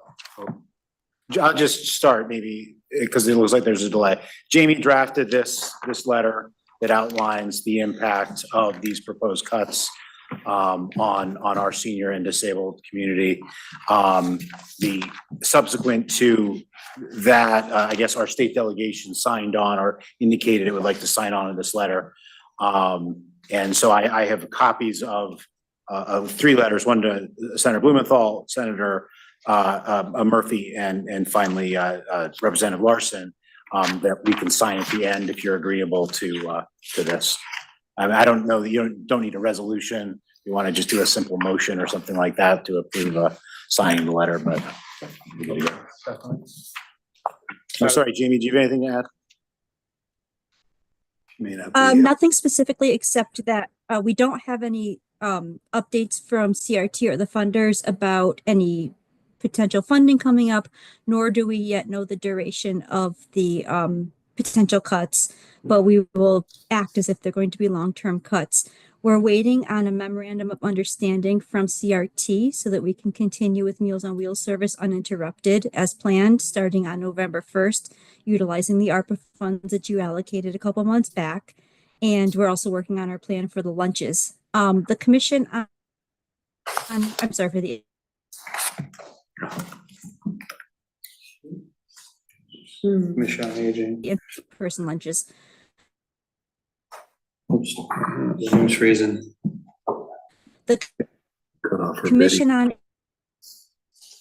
Aging and Disabled met the day after the last council meeting, and some of the counselors were there as well. We're drafting a similar letter, federal delegations, and we're working with the National Council on Thank you. Counselor Page? Just one quick comment. I think we've all agreed on this, and just to reiterate that as a council, we're committed as we look to our next budget cycle to make sure that we don't let these folks who benefit from both the congregate meals and the Meals on Wheels go hungry or miss out on the vital engagement at the home of residents to make sure those services continue. And we will collectively figure that out. We're committed to that, and hopefully it will be in the form of renewed funding from our federal state partners. But we're not going to let this just not continue, obviously. So I just wanted to state that for the public. And thanks, Jamie, for everything you do, and we appreciate you. Thanks, Mayor. Counselor Floyd? Thank you, Mayor. Jamie, thank you so much for all that you're doing to make sure that no one in our town is going hungry who depends on these services. Just one quick question I had for you. I know that when you came to present at our last council meeting, you mentioned compiling some advocacy materials of different kinds or obtaining different advocacy materials that folks could use to contact our federal delegation and others about these cuts and how they're impacting them. Do we have any update on if those have been distributed or if folks have access to them yet? They will have access to them within the next day or two.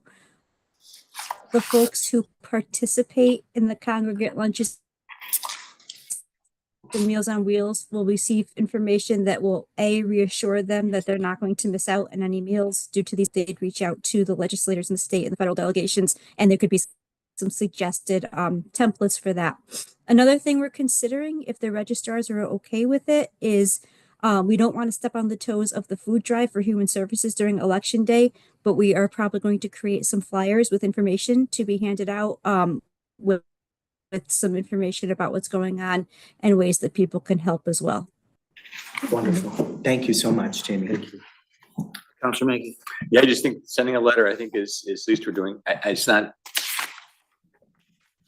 I wish we could do more, but at least it's something. At least I feel like I'm not just sitting here and taking it. I'm responding some way. And I think sometimes it's better to respond some way. And I think this is at least one way we can respond. I'll be happy to sign my name to any letter. We might send them a free lunch and we're probably the senators and representatives that probably spend more on lunch. Then they could probably pay lunch for everybody that gets Meals on Wheels for a day. Thank you, Counselor. So that being said, I entertain a motion to approve this letter. So moved. Second. All right, any further discussion? All those in favor? Aye. Motion carries 8-0 with Counselor Nagel absent. We will sign on to the letter, everyone. All right. Thank you, Jamie. Thank you, Jamie. Thank you for all so your much. work on this. Thank you. Will someone sign for Counselor Nagel? I don't think so. I could, if that's the direction of council, I can. Sure. Expert in forgery. He's gonna be We gone would- for another couple of We weeks. could exercise his proxy. I'm sure you would allow us to exercise his proxy. Wait a minute, I think you said something. Yeah, it was okay. Very good, very good. Next, we have resignations and appointments. We talked at our last meeting about approving the town manager as the alternate to the CROG Policy Board. With that said, Counselor Gonzalez, would you please read that resolution? The Newington Town Council hereby approves the appointment of Jonathan. Also. I gotta practice this. I was saying it in my head like 5 times before I had to speak it, and then you called on me, so I'm gonna work on this. Town manager as the town's alternate to the Capital Region Council of Governments Policy Board. Second. Motion by Counselor Gonzalez, second by Counselor Plord. Any discussion on this? Seeing none, all those in favor? Aye. Any opposed? All right, motion carries 8-0 with Counselor Nagel absent. Moving on to tax refunds. Counselor Draco, would you please read that Oh, resolution? yeah. Resolved that property tax refunds in the amount of $9,312.01 are hereby approved in the individual amounts and for those named on the request for refund of an overpayment of taxes certified by the revenue collector, a list of which is attached to this resolution. Second. Motion made by Counselor Draco, seconded by Deputy Mayor Rada. Any discussion on this? Seeing none, all those in favor? Aye. Any opposed? All right, motion carries 8-0 with Counselor Nagel absent. All right, moving on to consideration of new business. We have one item up for discussion tonight that is related to the cultural district proposal. And I am going to turn this over to Deputy Mayor Rada. This is your show, ma'am. Well, thank you. That's, oh my goodness. No pressure. With great power comes great responsibility. That's what Ben Parker said. Comes great help from. Okay, thank you, Scott. We have talked about an arts and culture committee working group. I think we've informally brought the information to the council on several occasions. What we wanted to do tonight was really make this a much more formal presentation, which would introduce formally what we have been working on and what we hope to accomplish, and actually hope to provide more information and perhaps some additional a community forum. A lot of this in the works and in our thoughts as we move forward. But to begin with, what we wanted to do was to provide some background, as it says, a vision unfolding. And I want to give you a little history of how we got to the point we're at and what the next steps are, what a cultural district, we talk about arts and culture, and I'll talk about our language in a few minutes, but what a cultural district is within the eyes of the state of Connecticut, and how we would like to move forward with all this. Before I do that, however, there are a few folks who are around this table and in our audience tonight who I just want to recognize as being members for a long time and very committed and passionate and have been sticking with this work as it's been unfolding to really look at arts and culture, arts writ large, whatever you can think of that might fall underneath the arts and the culture of a community. And this is what we're working with. And that is Councilor Budrako, myself, Councilor Plourd, Ken Raywall from the Newington Art League, who we will hear from at another point in time, and Chris DeFrancesco from NCTC, not to be confused with NCTV. And we've also had Mayor Trister joining and sitting in on some of our meetings as we've moved forward. So I want to thank you folks for coming out tonight, and you have to be here. So, but I'm glad you are.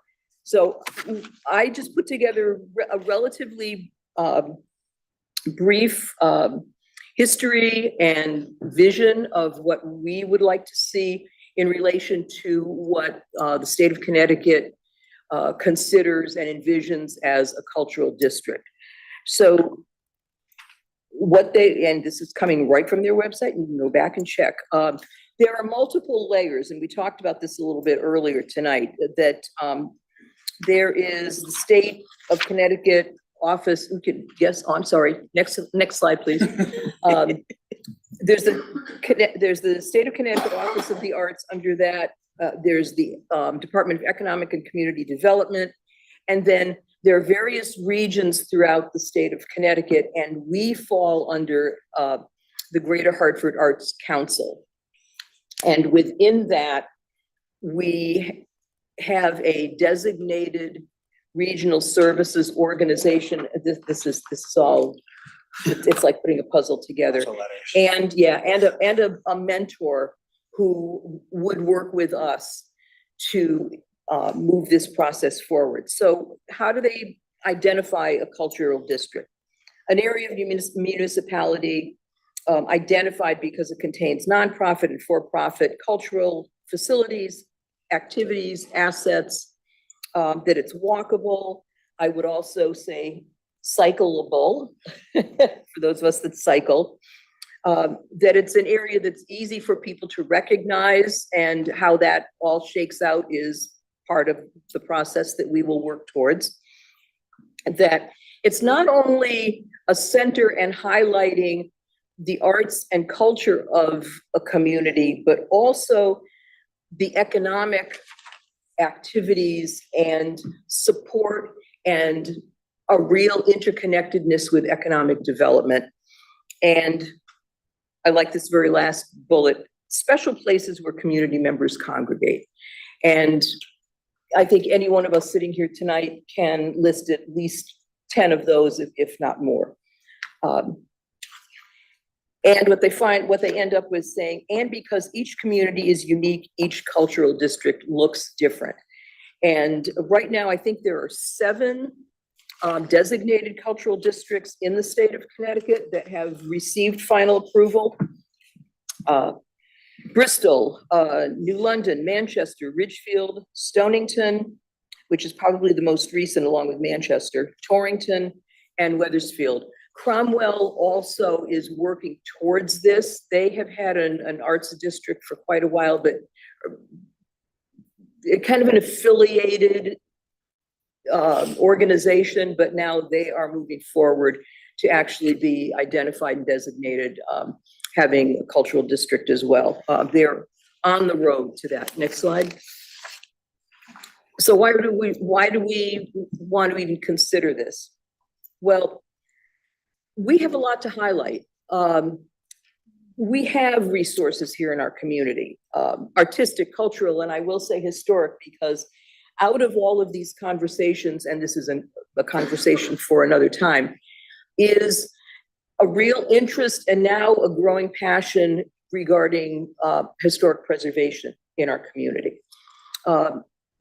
It's going to encourage activities. As we said, one of the requirements is that it's walkable, that it's cyclable, that it is accessible in a variety of ways to a variety of our residents and visitors that come to our community.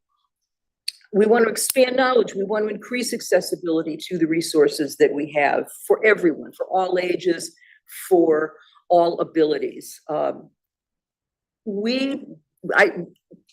People are probably tired of hearing me say this, but I grew up in this community a gazillion years ago and left for a while and then came back, and I really celebrate and see our community as becoming increasingly diverse and increasingly vibrant. People have stories to tell. People have histories. And for me, and part of it is because I'm an anthropologist and I love to hear what people have, their stories, what they have to tell us, but it enriches all of us. And it gives us insight into the lives and the cultures and the arts that people bring with them and present to the community. It's going to encourage people to come into Newington as we and others go to, for example, Wethersfield or New London. It encourages, hopefully, new residents or residents who are new to our community to look into some of the assets and the resources that we have.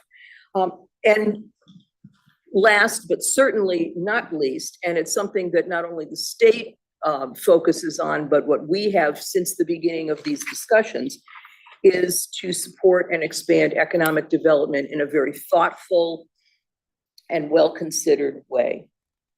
So how did it all begin? Well, close to 3 years ago, and Ken, you and Gail can correct me, and I think, Tim, you might have even been part of one of these original conversations. A few of us were brought together, I think by Representative Turco, to talk about or meet with the Newington Art League. You gave us your history of what you do, of what, not only as a resource in the community at this point in time, but what it could be as we move forward. And also the fact that you are essentially still somewhat orphans. Can I say that, Ken? Because there's a real need. There had been spaces allocated over the years, but at this point in time, they were and continue to be in search of a space so that there can be more visibility, there can be more productivity, there can be more of an outreach, and not only to adults, but also to youth and to children in the community. So we had a few discussions. Things kind of were put on the back burner for a while for a whole variety of reasons. But then in January of this year, we expanded the group.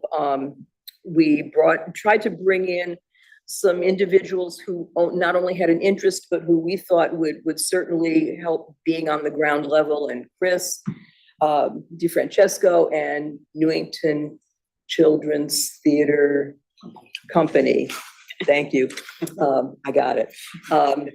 Also the Historical Society, of course, Newington Art League, the library as well. And, you know, little by little, we've been bringing in other folks, including someone from our community who also works at DECD. So we wanted to, and began to look at, we've got these assets, we have these resources, but what can we do to really bring these to the forefront, to not only support NCTC and Newington Art League and the library, but to support even smaller groups and individuals and cultural organizations that are part of our community or will be part of our community if we have something that we might be able to offer and the support that might be there. So thanks again to one of our members who works at DECD. She was the one that really introduced us to this whole idea of designated cultural districts, which are which are designated by the state of Connecticut. I don't think any of us had even heard about this. And it was kind of like, almost like a light bulb going off. Well, let's find out more about this, and what can we do? So we started to gather information. Matt and I met with a member of the Cromwell Arts Alliance, which is, as I said, is kind of the foundation of how they are building and moving towards a cultural district. This person was actually invited and zoomed into one of our meetings to provide information to our group as a whole. We were able to gather information from the state website, and we're also directed, and I think on our own, we also went to the various websites of the already designated cultural districts, just to see what people were doing, how they went through the process. Paperwork, materials are there online and provided for us, so that, at least we had somewhat of a roadmap, and it helped us to decide, do we want to pursue this? Okay. So when we did decide we wanted to move forward, we wanted more information, we wanted to find out whether Newington was in or even would be in a position to pull together the materials and consider having a designation of a cultural district. We talked with the Greater Hartford Arts Council and Amanda Roy, who at the time was our DSR, Designated Regional Service Organization mentor. She actually now is the interim executive director of the Greater Hartford Arts Council, but continues to engage with us. She met with us via Zoom through all of this, and I don't know if Paul is still on the, yes, Paul is still here. Paul worked with Matt to kind of pull together maps of resources that in our community and where they lie, considering the West Hill Historic District, considering downtown, considering both nonprofit and for-profit entities, historic sites, and they have done an amazing job. And I don't know if at some point we'll be able to pull up that a slide of the map, but we had all this available and presented that when we talked with Ms. Roy, and she was pretty impressed at how far we have come and what we have in our community at this point in time, when we thought, well, this was just baby steps. We were just beginning with this. So we have, at this point in time, identified a core working group, created a proposed cultural district map. We've begun compiling materials, and are really excited about sharing this information now in a much more public way. And perhaps we've talked about a public forum where we could not only present this information, but gather information from folks in the community and see who we might not even have thought about that would be interested and really want to move forward with this. So one of the things that we need to do, and I think I have it here somewhere, I'm looking to see, there are requirements in terms of paperwork to assess our readiness, as they say, to identify the inventory and location of cultural assets in your municipality, which we have done, and I think we've done to a great extent, thanks to Matt and to Paul, to determine whether our city or town meets the standards and the criteria, which according to Ms. Roy, we do. And we are hoping that it is the will of the community to have some people move forward and join this, and so that it can be as robust as possible. And we have to submit a letter of intent. Along with that, one of the requirements, and this is what we have brought to the table as well tonight, is the state requires a resolution from the town council regarding the designation or the proposed designation of a cultural district. What other towns, what other communities have done is so far has been to create a board or a commission of local municipal government. What we have considered after lengthy discussion is that we wanted to propose this entity be a 501c3, a nonprofit, for a whole variety of reasons.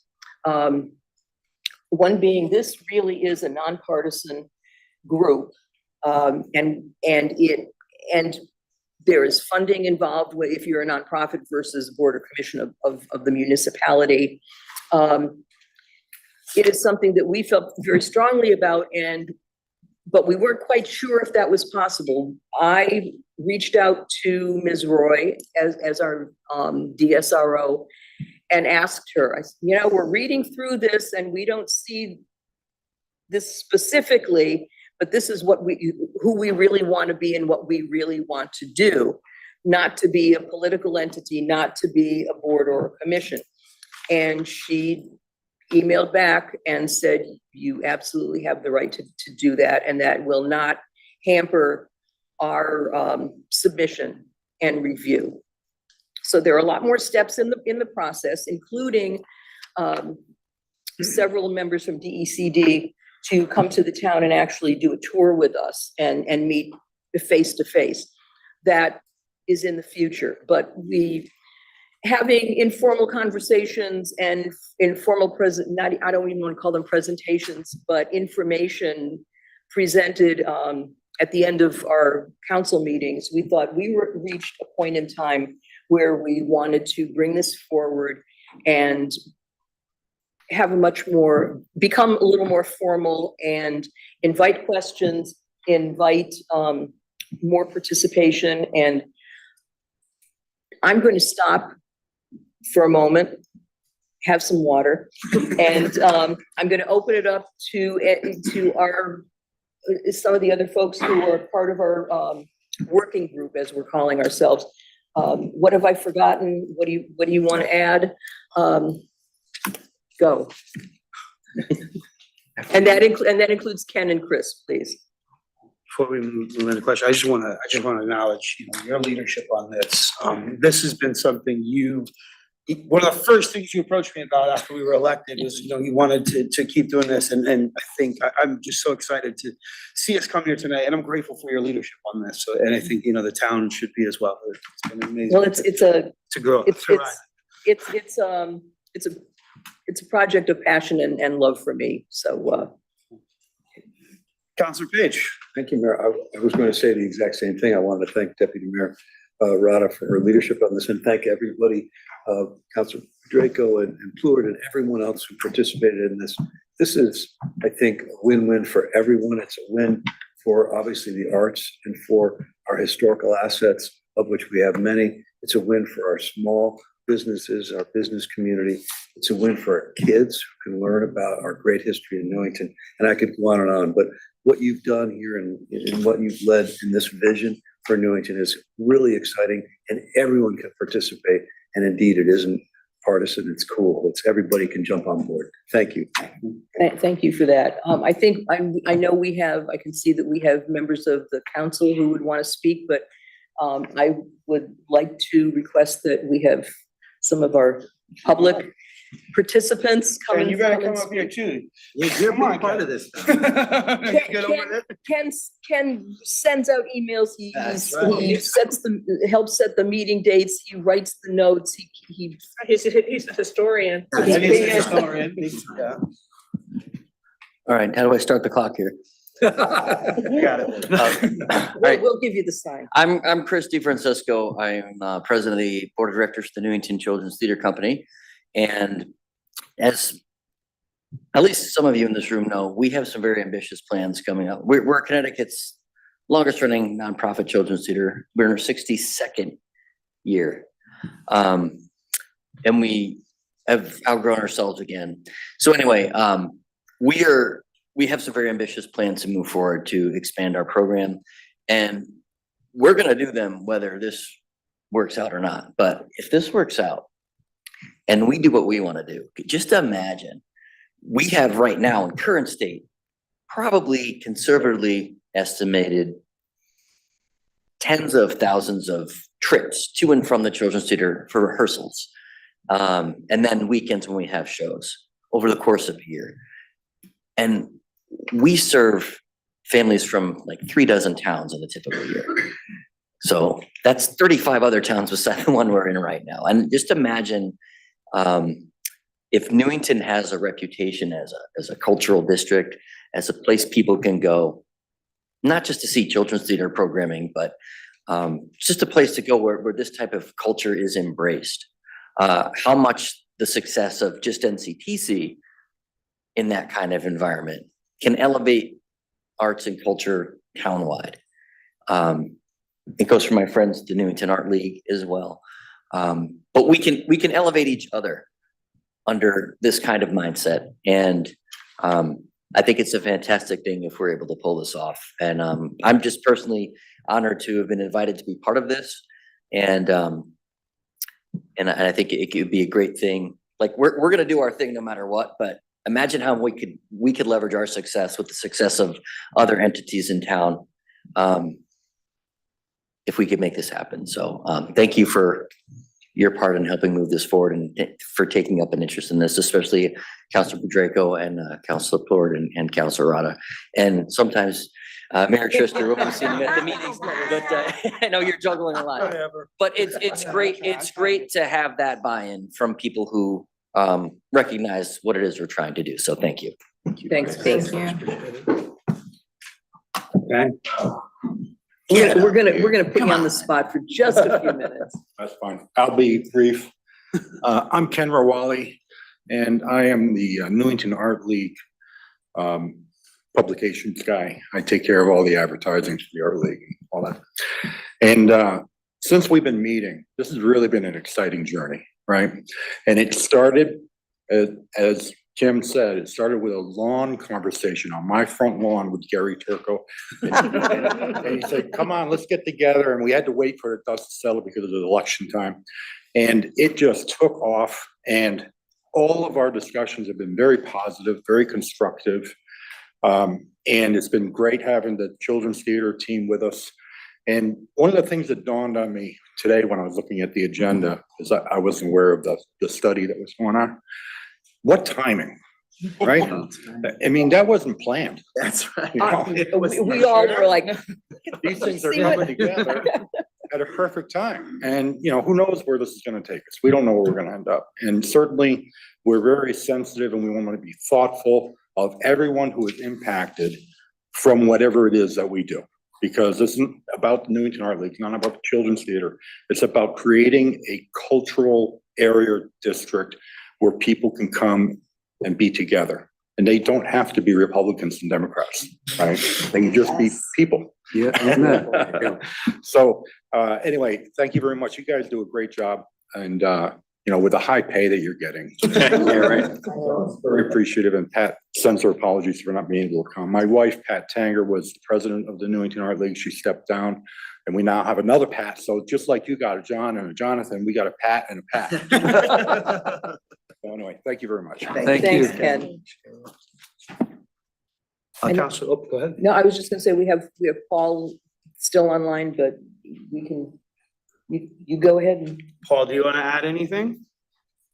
Yep. So, it's been a pleasure working with the working group. I've been the staff member that was more or less kind of voluntold, but I showed before being voluntold to that, it was something actually that was of interest, and I definitely showed up and continue to show up toward. The main thing is it hasn't really been discussed. I know there's always concerns whenever you're looking at districts, whenever you're looking at plans, that the goal of this is not regulatory.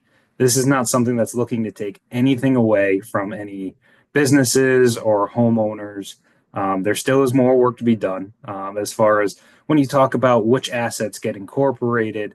Again, as far as looking at the existing music shops, assisting artists. It's actually an opportunity for them to further publicize themselves.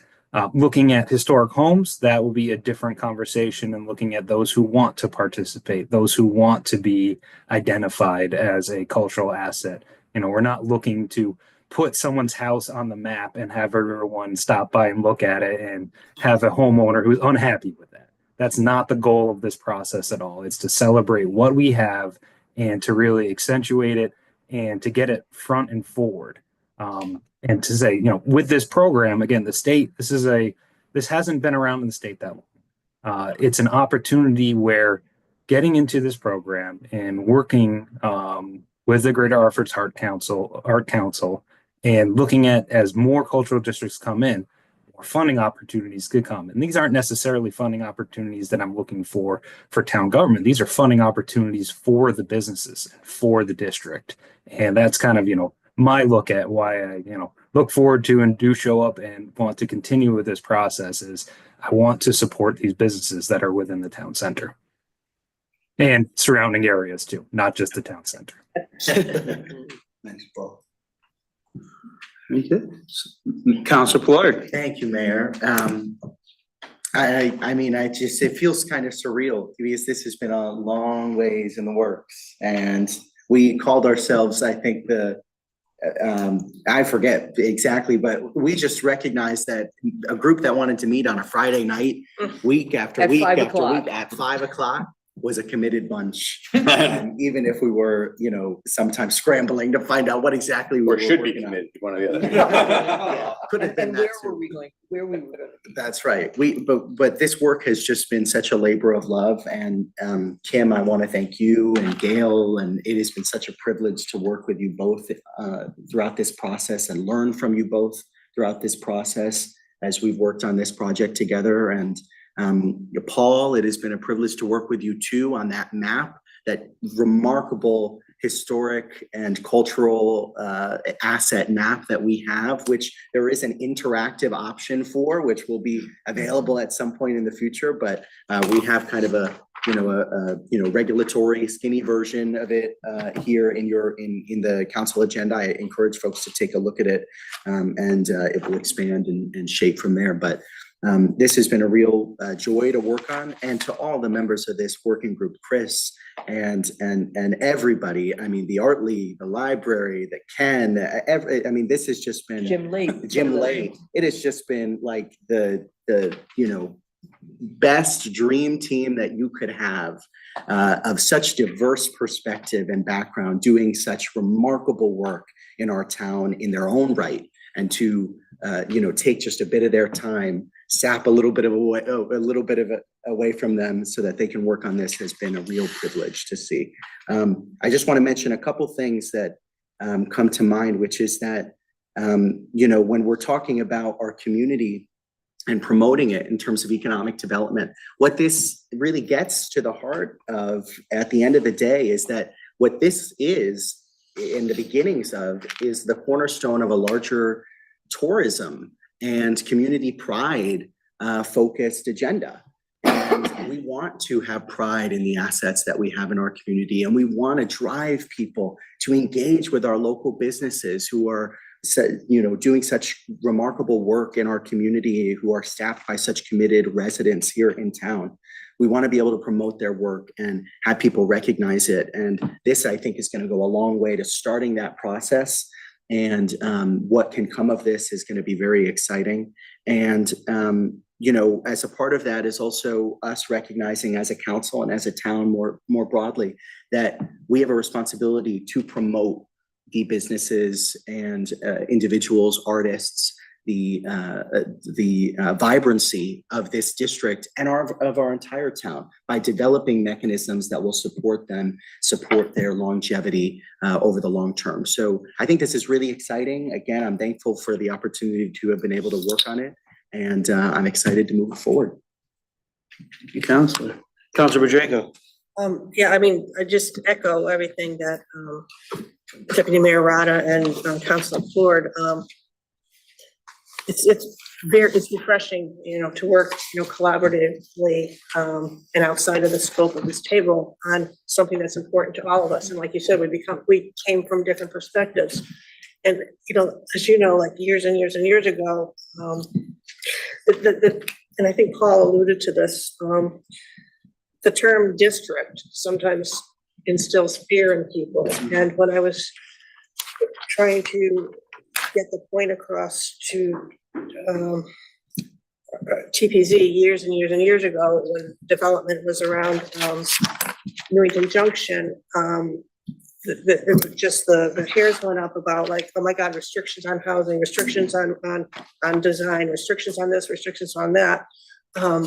So it really didn't go anywhere as a community. And as we've talked about, the preservation of the historic aspects of our town has, I think, been neglected. But what I'm finding exciting about this is that it's a broader definition, this cultural district, of just history. It incorporates the arts, it incorporates the businesses, it's incorporating the residential homes. It's a very broad definition that I think offers an awful lot of opportunities. And as Paul also said, by creating this district or designating this district, it's not putting any onus on any business, on any homeowner, or anything who's within the district. But it's opening up, I think, opportunities for them where we can do some outreach, we can do some education, maybe they can gain some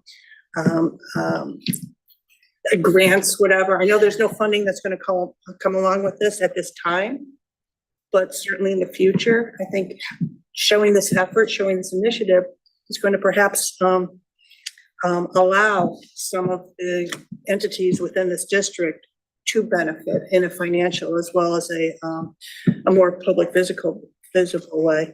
And the fact that also that we want to do it as a 501(c), or C, 50, whatever, outside of this, outside of a formal commission, it's going to give us flexibility. I mean, quite frankly, we could have a meeting tomorrow if we wanted to, by virtue of being an ad hoc, whereas if it's more formally organized, you have to notice it 48 hours in advance and blah, blah, blah, then you have to invite the public and whatever. Not that there's anything not transparent, because the public will always be invited, but it's also going to be allow members to come and go, as they want, rather than being appointed, for 2 years, and you have to have a certain number of Republicans, whatever. The flexibility and the spontaneity and the possibilities are gonna be there. So, but seriously, Kim, you really got this going again, so thanks. Well, thanks for you and everyone else sticking with this and seeing the potential and what this can bring. I just want to mention that Representative Turco, Representative Farrar, and Senator Lesser, I think each one of them have come to at least 1 or 2 meetings, and although, obviously with everything that they have going on, they are not members of the working group, but have very strongly offered their support and are really excited and encouraged about this as well. So I want to make sure I mention that as well. Councilor Gonzalez.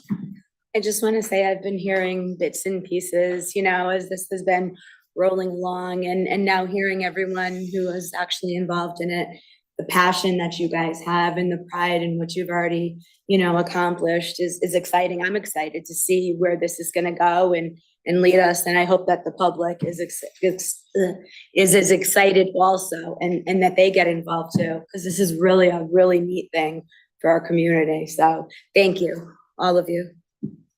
Thank you. Councilor Mackey. I would just thank those who served on this committee, this group of people who got this proposal this far. I appreciate all your efforts. And I know giving up Friday night is not easy. So giving up Friday night is difficult. I am intrigued by the 501(c) or C3 501(c)(3) proposal. I think that's a good way to go. I think it makes everything that does that happen through the town. Sometimes things happen other ways and work well. Tomorrow I'm gonna be driving around with this map and trying to see what's going on. Your house is here. Well, I didn't see it here, but I assume it's an oversight. Because it is the center of the universe, my house. At some point, there's going to be a walking tour, so, you're gonna have to check off the map. And, It's gonna go up you get a prize if. And it does have the best garden in town, so I assume We already ordered the billboard. There'll be a garden tour. But, I'll stand down in front of my front porch with my Abraham Lincoln outfit. My other question is cultural asset and historical asset. What's the difference? If I can. Go ahead. So these are categories that are somewhat arbitrary, but cultural asset we identified as, I'll give you an example, is the best way to describe it. The Polish American Club is a cultural asset. Okay. Historic asset is the Kelsey House. Okay. Or the Kellogg House. So there's somewhat of a distinction. The Portuguese Club, the Harvard Sager Bund, these are cultural assets, whereas historic assets are somewhat different.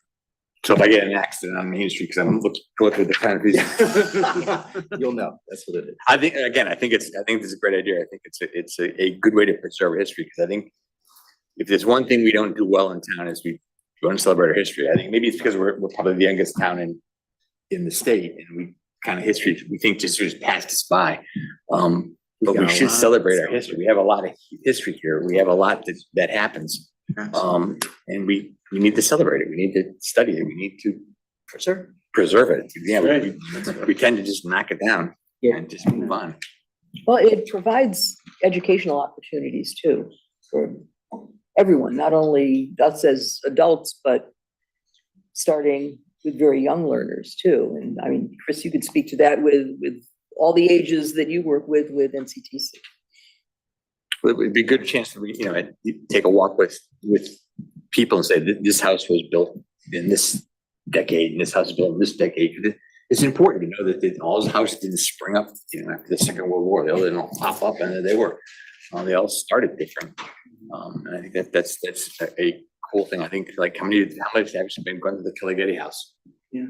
We drive by it and we know it's there, but how many of us actually been through it? And it'd be kind of cool that we should all have gone through it once. Councilor Tiniakis. So I just wanted to reiterate what everyone else said. I think this is a wonderful idea. I think it's something that our town deserves. I think it's something that is definitely gonna just be an all around net benefit for everyone. So I just want to thank you guys, everyone who has put in hard work, you gentlemen here. And I appreciate all of the time and effort that you guys have put in to make this happen, or to get the ball rolling at least. I'm gonna request that you guys leave my house off. I need to redo my siding, so that thank you. There's rules, not with cultural, yes. Thank you, Counselor. Yeah, I would concur again with what has all been said tonight. This is really, really exciting stuff. And thinking to the point that was just made, I think highlighting our history and really solidifying that is something that we all strive to. And I think, for my part, I'd like to see some point this incorporated into some sort of a civic education and teaching our local history to our students, because I think it's really, really important that we start really young teaching our really rich history so that everyone remembers. I remember learning the history of the town I lived in when I was in second grade, and I still remember it today. So it's important. So again, thank you very much for all your Quite work. welcome. And I tell people, if I hadn't been an anthropologist, I would have been an historian. But I also want to speak to not only the history, but also the culture of our community. That's right. And I think that's very important, and it's becoming increasingly more diverse and enriching. So, we have a lot to celebrate here, and we're gonna do it. Super exciting. Any other comments from council?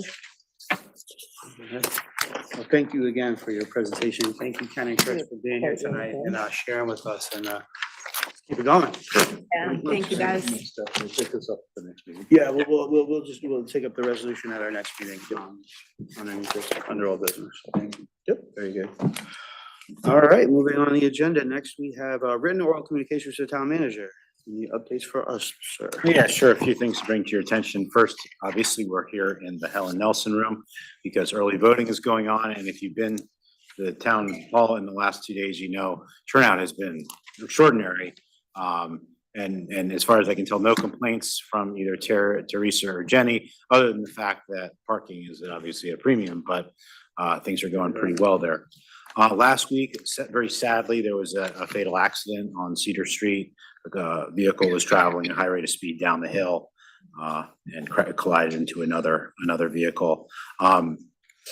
That issue, just vehicular and pedestrian safety generally, was actually a topic of discussion that leadership had with our state delegation and the DOT commissioner yesterday. And there were some really interesting things that came out of that meeting. And I think there'll be some follow-up that makes its way into future town council meetings in the next couple of months. Last week, I signed a extension with the developer at 690 Cedar, or 1 Myra Cone Way, for the Spark. That would take basically a 2-month extension that would take the developer out to, I believe, January 7th or January 8th to close.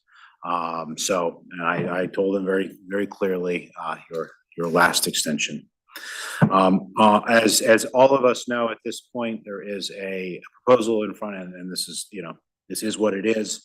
There is a proposal, a pre-application proposal in front of TPZ tomorrow night for a developer who is interested in converting the Olympia Diner into a quick service restaurant.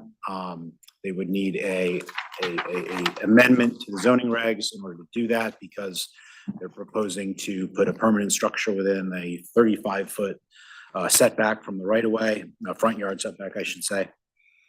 If TPZ is agreeable to that, that discussion tomorrow, essentially, then the developer would put in, a formal application for that amendment to the zoning amendment. They'd also have to get a special permit to operate that quick serve restaurant with drive-through that they're proposing. So lots of stuff going on there. Obviously, there's been some news reports about it. I'm sure there's gonna be a lot more to come in the months ahead about that. And then sort of last thing I want to bring to your attention, and this is a project that the police department, particularly Sergeant LaChance at the police department, has been spearheading, but also working with the fire department, fire marshal, the EMC, about the new state compliant emergency service radios. Now, we've received all of, I talked to Sergeant LaChance and said, I want to update the council. What should I say? And he said, the assets have been received and they will be deployed in waves. We have received all of the radios. We're in the process of programming them now. In the next couple of weeks, they'll start to be released to the individual departments. The fire department will go first, hopefully knock on wood in the next couple of weeks. So that's a bit of good news. Comments or questions? Councilor Floyd? Just one thing. Thank you, Mayor. Just about the, this, you didn't mention this, was just something that popped into my head. The Police Community Council, if we could just get a sense of when they intend to meet next. I don't believe they've met for several months. I'm sorry, the Police Community Council? That's correct. Okay, I don't know. I'll check with the chief on that. I have an update. I know he's. Yep, absolutely. Thank you. Yep. Other questions or comments? All right, seeing none, we will move on to council liaison committee reports. Councilor Floyd, your hand is already up. Oh, no, you may not. Deputy Mayor Rada, go right ahead. Okay, let's see. Last night, was the, Lucy Robbins Wells Library, Board of Trustees meeting, which I attended, and, just a couple of highlights. The book sale, their fall book sale is starting this Friday. So it'll be Friday, Saturday, and Sunday. They are looking for volunteers to help set up on Thursday, and volunteers, I think there are health issues. There are some people that normally would be volunteering and have in the past. I think they need some volunteers. So if anybody is interested, you can come and see me, and I will give you the contact information for the person that you need to talk with. The library will be, their first Sunday opening will be November 10th. And that will be great. So then they will, through the winter and into the early spring, will be open on Sundays as well. They had a speaker talk about intellectual freedom. And so far in Connecticut, there have been 120 book challenges in 2024. And they will be sending, our library will be sending their challenge policy and forms to the council at some point, I would think in the near future, so that we can review. And so far, there has been one challenge to our library this year. See if if there's anything else. There will be a walkthrough of the library, date to be determined. And the president of the Board of Trustees will send me the date. Anyone who hasn't done the tour of the library is welcome to attend, so I'll let people know as that rolls out. And a reminder that there are 2 openings on the board, one corporate and one Republican designated on the Board of Trustees. The only other thing, and I think Councilor Gudrejko and I attended, were liaisons to the Conservation Commission, and that may be where your hand is raised, so I will defer to you if you want to speak on that. Councilor Rodrigo.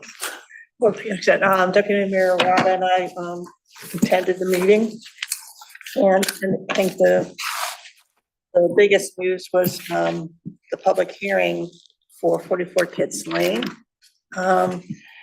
It will be continued. It was not closed. And what was very interesting is there was a kind of a preliminary report from the environmental consultant, George Logan. He visited the site, and there were some questions that he had identified, but he still had some further research to do. And he will be forwarding whatever questions he has on to the applicant. So that discussion in his report should be completed and will be reported upon during the public hearing at the next conservation meeting.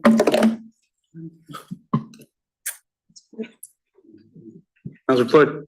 Thank you, Mayor. I was just noting some stuff down.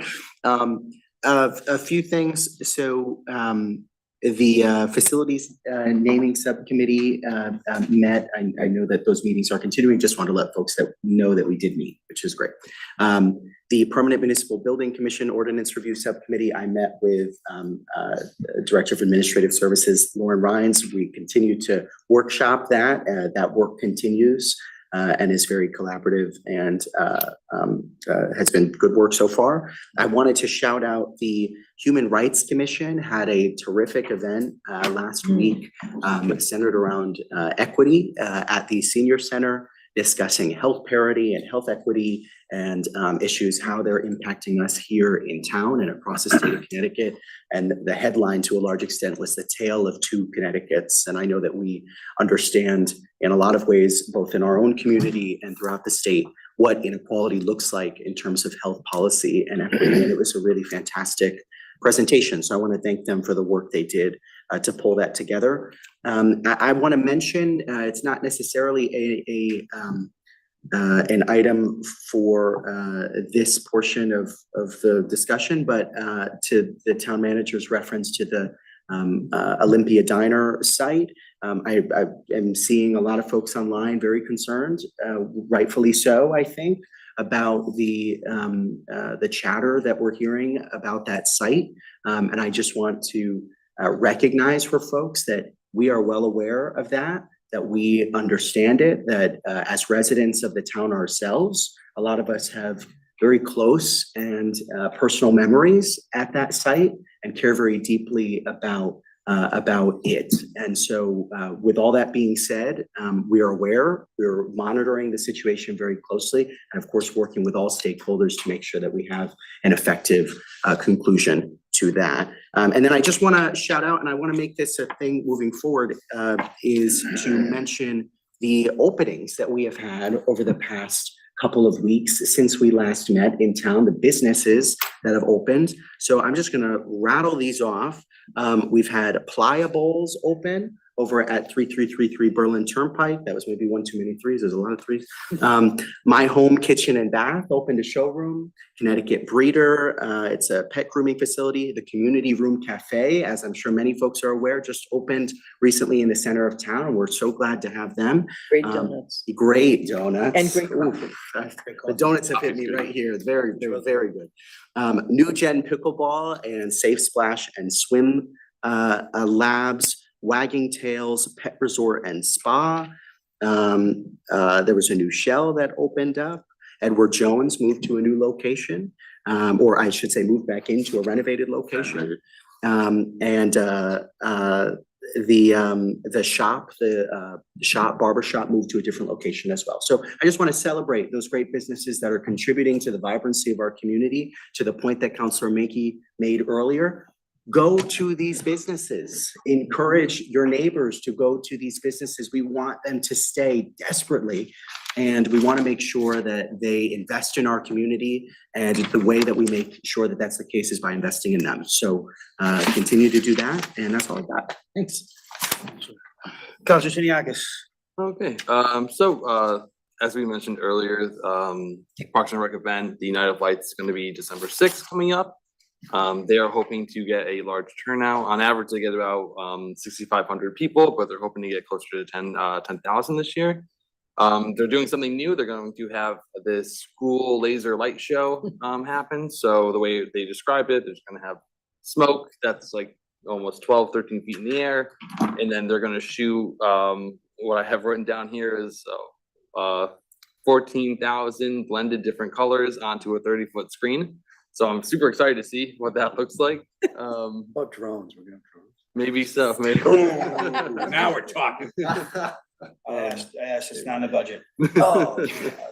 But it should be fun. It should be very cool. It's all 100% free. So definitely come down with your friends and families. You can do that.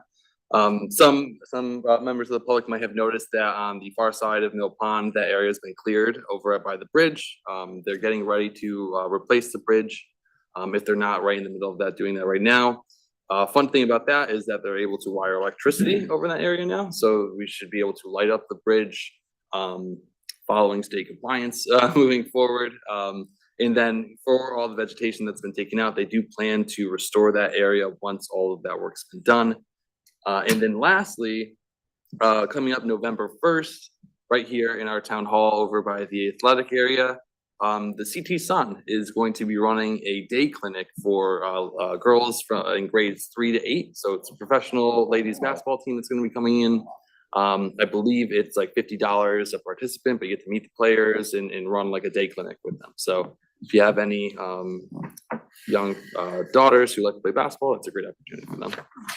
You forgot, don't we get to sing at the Night of Lights? You know, they didn't mention that. So. Oh, you need No, to we didn't find mention out. that after we sang last year. They cut that out. Wasn't- yeah, come on, that I was told fun. Bill DeMayo that we've been practicing, and that, so we need to be We need on to our game. practice. I didn't remember they were practicing that much.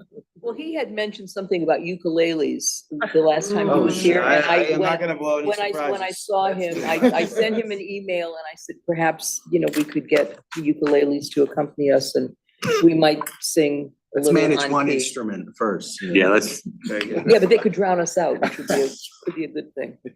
Councilor Mankey. Just add to the Parks Rec, there will be also a Christmas mart where there'll be booths set up, so almost like you see in the Hallmark movies, which I'm a big fan of. There'll be all things you can buy. You can buy ornaments and Christmas things, and there'll be snow falling, and there'll be caroling in the background, and Santa Claus. And it'll be perfect. Somebody's gonna fall in love. And somebody will fall in love, and somebody will fall out of love. And then it'll be the same, and then the same thing will happen again next week. So it'd be perfect. It'd be perfect. I did attend last week a fire commissioners meeting, and I believe the fire department is being trained on the radios. So I know the radios are moving forward. It has been a long process getting the radios here and getting the towers organized and just getting the radios through the process of buying them, getting them here and through the backlog of all those processes. It's been a long process, but I appreciate the fire department, the EMS people and the police department and the town people holding off and putting up with delays. But I think we're right on the cusp of having new radios. Councilor Pacheco? Oh, yeah, just one more thing. The Chamber of Commerce is having their trick or treat. In Market Square, Wednesday. Newington Center on Wednesday from, is it 4 to 6 or 4:30 to The 6? 30th, yeah, not this Wednesday. Yeah. Yeah, the 30th, right. So that's always a fun time. They're expecting, I think, close to 250 kids. So, it's even fun for adults, you know, just come around and take a walk and have some fun. Any other updates? All right, we'll move along to public participation again. If you're in the room and like to speak in public participation, please come up to the microphone and state your name and address for the record. If you are on Zoom and would like to speak, use the raise hand function. We'll alternate between in the room and over Zoom.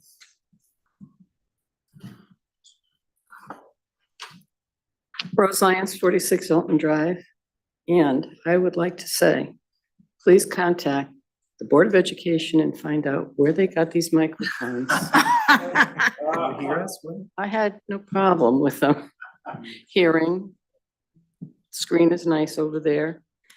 I was glad to hear about the cultural district. There's a lot of history here in town, and unless you're sitting around with some of us old folks, you don't know it. And I don't know how Dave and Mary Goodale do the work that they do over at Deming Young Farm. I sat here maybe 10 years ago and heard some resident complain about the way the barn looked. Didn't like it. Didn't like this, didn't like that. But just like the small businesses, people don't help out. They just complain about it. And I'm glad to see that this is happening.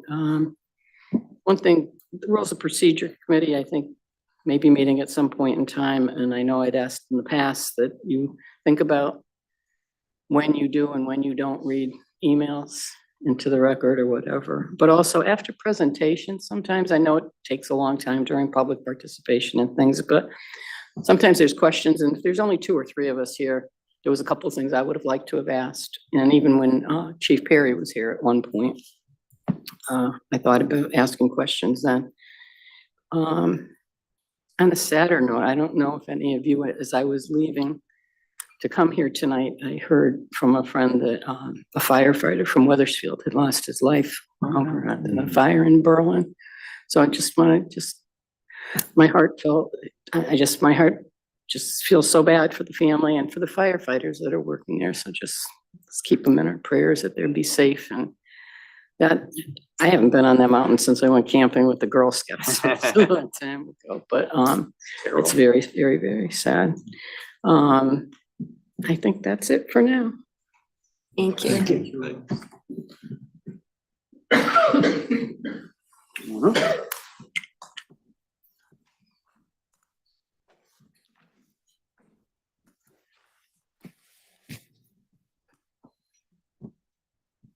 Red, green, okay. Bill McCarthy, 206 Churchill Drive. First, I want to thank the council for their decision on Cedar Crest. I think that was a very prudent decision. CROCG, whatever, frog. God bless you. That's an interesting group of people, and I think that they'll don't let them bulldoze you or whatever. We talked communication with the public. I know that Rose mentioned it, that we need to find a way to engage the public. I don't know how many what the population of the town is compared to like the Rare Reminder or postcards or some other communication. I mean, the senior center, being a member of the senior center, we get a weekly call onto our answering machines, where I don't know how they do it. We have to ask Jamie, but they generate a communication tool that gives us updates about what's going on at the senior center every Friday. We just let it listen to the answering machine and have fun with it. But like Rose with her flip phone, I was scared to death of that QR whatever it was. I think if we have some some paper that people can actually fill out or enter or something like that, I think that would be very beneficial. The newest thing on Facebook, of course, is the Olympia Diner. And I encourage everyone to go to the tomorrow's TPZ meeting and also the conservation meetings. But the problem with that is that the committees and the commissions are getting a little bit slim. And I encourage the Democrats and the Republicans to make sure that these committees and commissions are adequately, I don't know if staffed is the right word, but that there's enough representatives on there for them to function well. It hasn't gotten to the point yet, I don't believe, where they haven't had quorums to actually conduct a meeting. But for example, the pool is going to, when the pool either passes or fails, whether it goes to the new place or the old place, it's going to have to go before the conservation committee because it's in the upper wetlands region. Gail had said that the Kitts Lane property was being reviewed at a meeting of the conservation people. They've been in discussions now about Kitts Lane for over a year. That the same group of people doing the same studies over and over, and now she's saying that they're going to have to ask more questions of the developer. The property's bought, sold. They want to develop it. We should have adequate staffing on the commission so that they can make a determination moving forward as quickly as possible. So I guess I rambled on enough. Thanks. Thank you.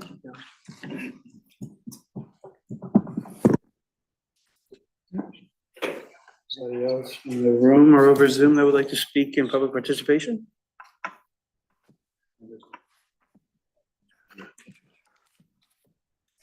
Seeing none, we will move on to remarks by councilors. Councilor Page? Just two quick remarks. I just first wanted to thank our town staff, from our town manager all the way through the staff. They work very hard. They do a lot of work behind the scenes, as others have mentioned from time to time.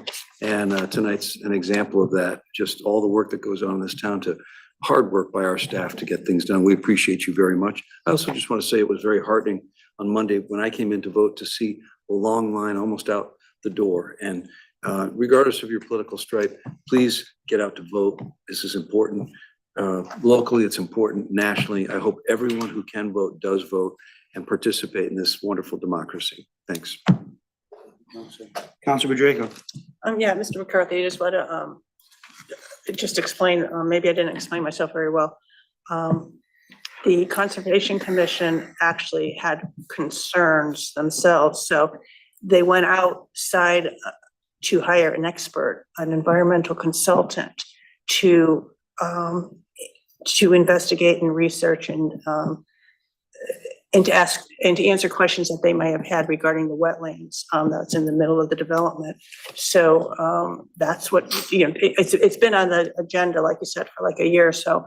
But after discussion, whatever, they had questions and concerns that they didn't feel that they could adequately answer themselves. So they went out and hired this George Logan, who's really good. He's worked with the town before.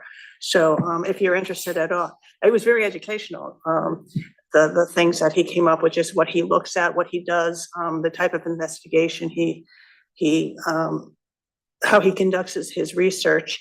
And he will have either, maybe not questions, but recommendations or concerns or ways to maybe address the development so that it will be more in compliance. It will fit the regulations and the needs of that the Conservation Commission is charged with regulating, as well as allow the developer to do what they need to do. So it would be, if you want to go to the next meeting, I think it would be educational for both you and me. Councilor Floyd? Thank you, Mayor. I just want to echo the sentiments that Councilor Page said. not only thanking our staff, of course, for the remarkable work that they do on our town's behalf every day, but also to encourage people to get out and vote this year. You know, it's been alluded to tonight, it's been alluded to at past meetings, but there have been few moments, I think, when debate in town and online has felt as contentious as it has been recently. And I think that's a sad thing and a disappointing thing. And the real magic of what's going to happen over the next 2 weeks is that we will all get to do something much more effective and productive, which is to vote and use our voice to make decisions that will impact our community. And so I encourage you, you know, whether you've been involved online and are engaging in the rigorous debate or have stayed outside of it and don't want anything to do with it, like me, that you get involved, that you do the basic fundamental thing that we can all be a part of, which is to go to the polls either early, by absentee, or in person on election day, and vote. So just encourage folks to do that. Thank you, Councilor Menke. I would just echo what Councilor Page said. There's part of our history is the 30 people who, from our community, who gave their lives so we could vote on election day, or we could decide to sit home and not vote. There's nothing making us vote other than the remembrance of the 30 people who gave their lives so we could vote. And I would just urge everybody to get up off the couch and somewhere between now and election day, find a couple of minutes to go vote. It's important for democracy. It's important for our future. And it's important for the memory of those 30 people who would love to have been able to vote in an election, but they gave their all so we could vote. And it's a shame that some of us vote by just ignoring it and not voting. And in a way, they're voting. They're voting to say those 30 people didn't matter. Those people matter. And we can honor them by just once a year, take a couple minutes, 10 minutes it takes. I don't know how many, how long it takes this. 10, 15 minutes to just go and do it. So. Agreed. Thank you, Councilor Menke. Moving on to informational items. Don't think we have any. Our final agenda item, adjournment. I entertain a motion to adjourn. So moved. Second. Motion made by Councilor Flores, seconded by Councilor Menke. Any discussion? Seeing none, all those in favor? Aye. Oh, thank you. It is 9:52 PM and we are adjourned. Thank you so much. Thank you.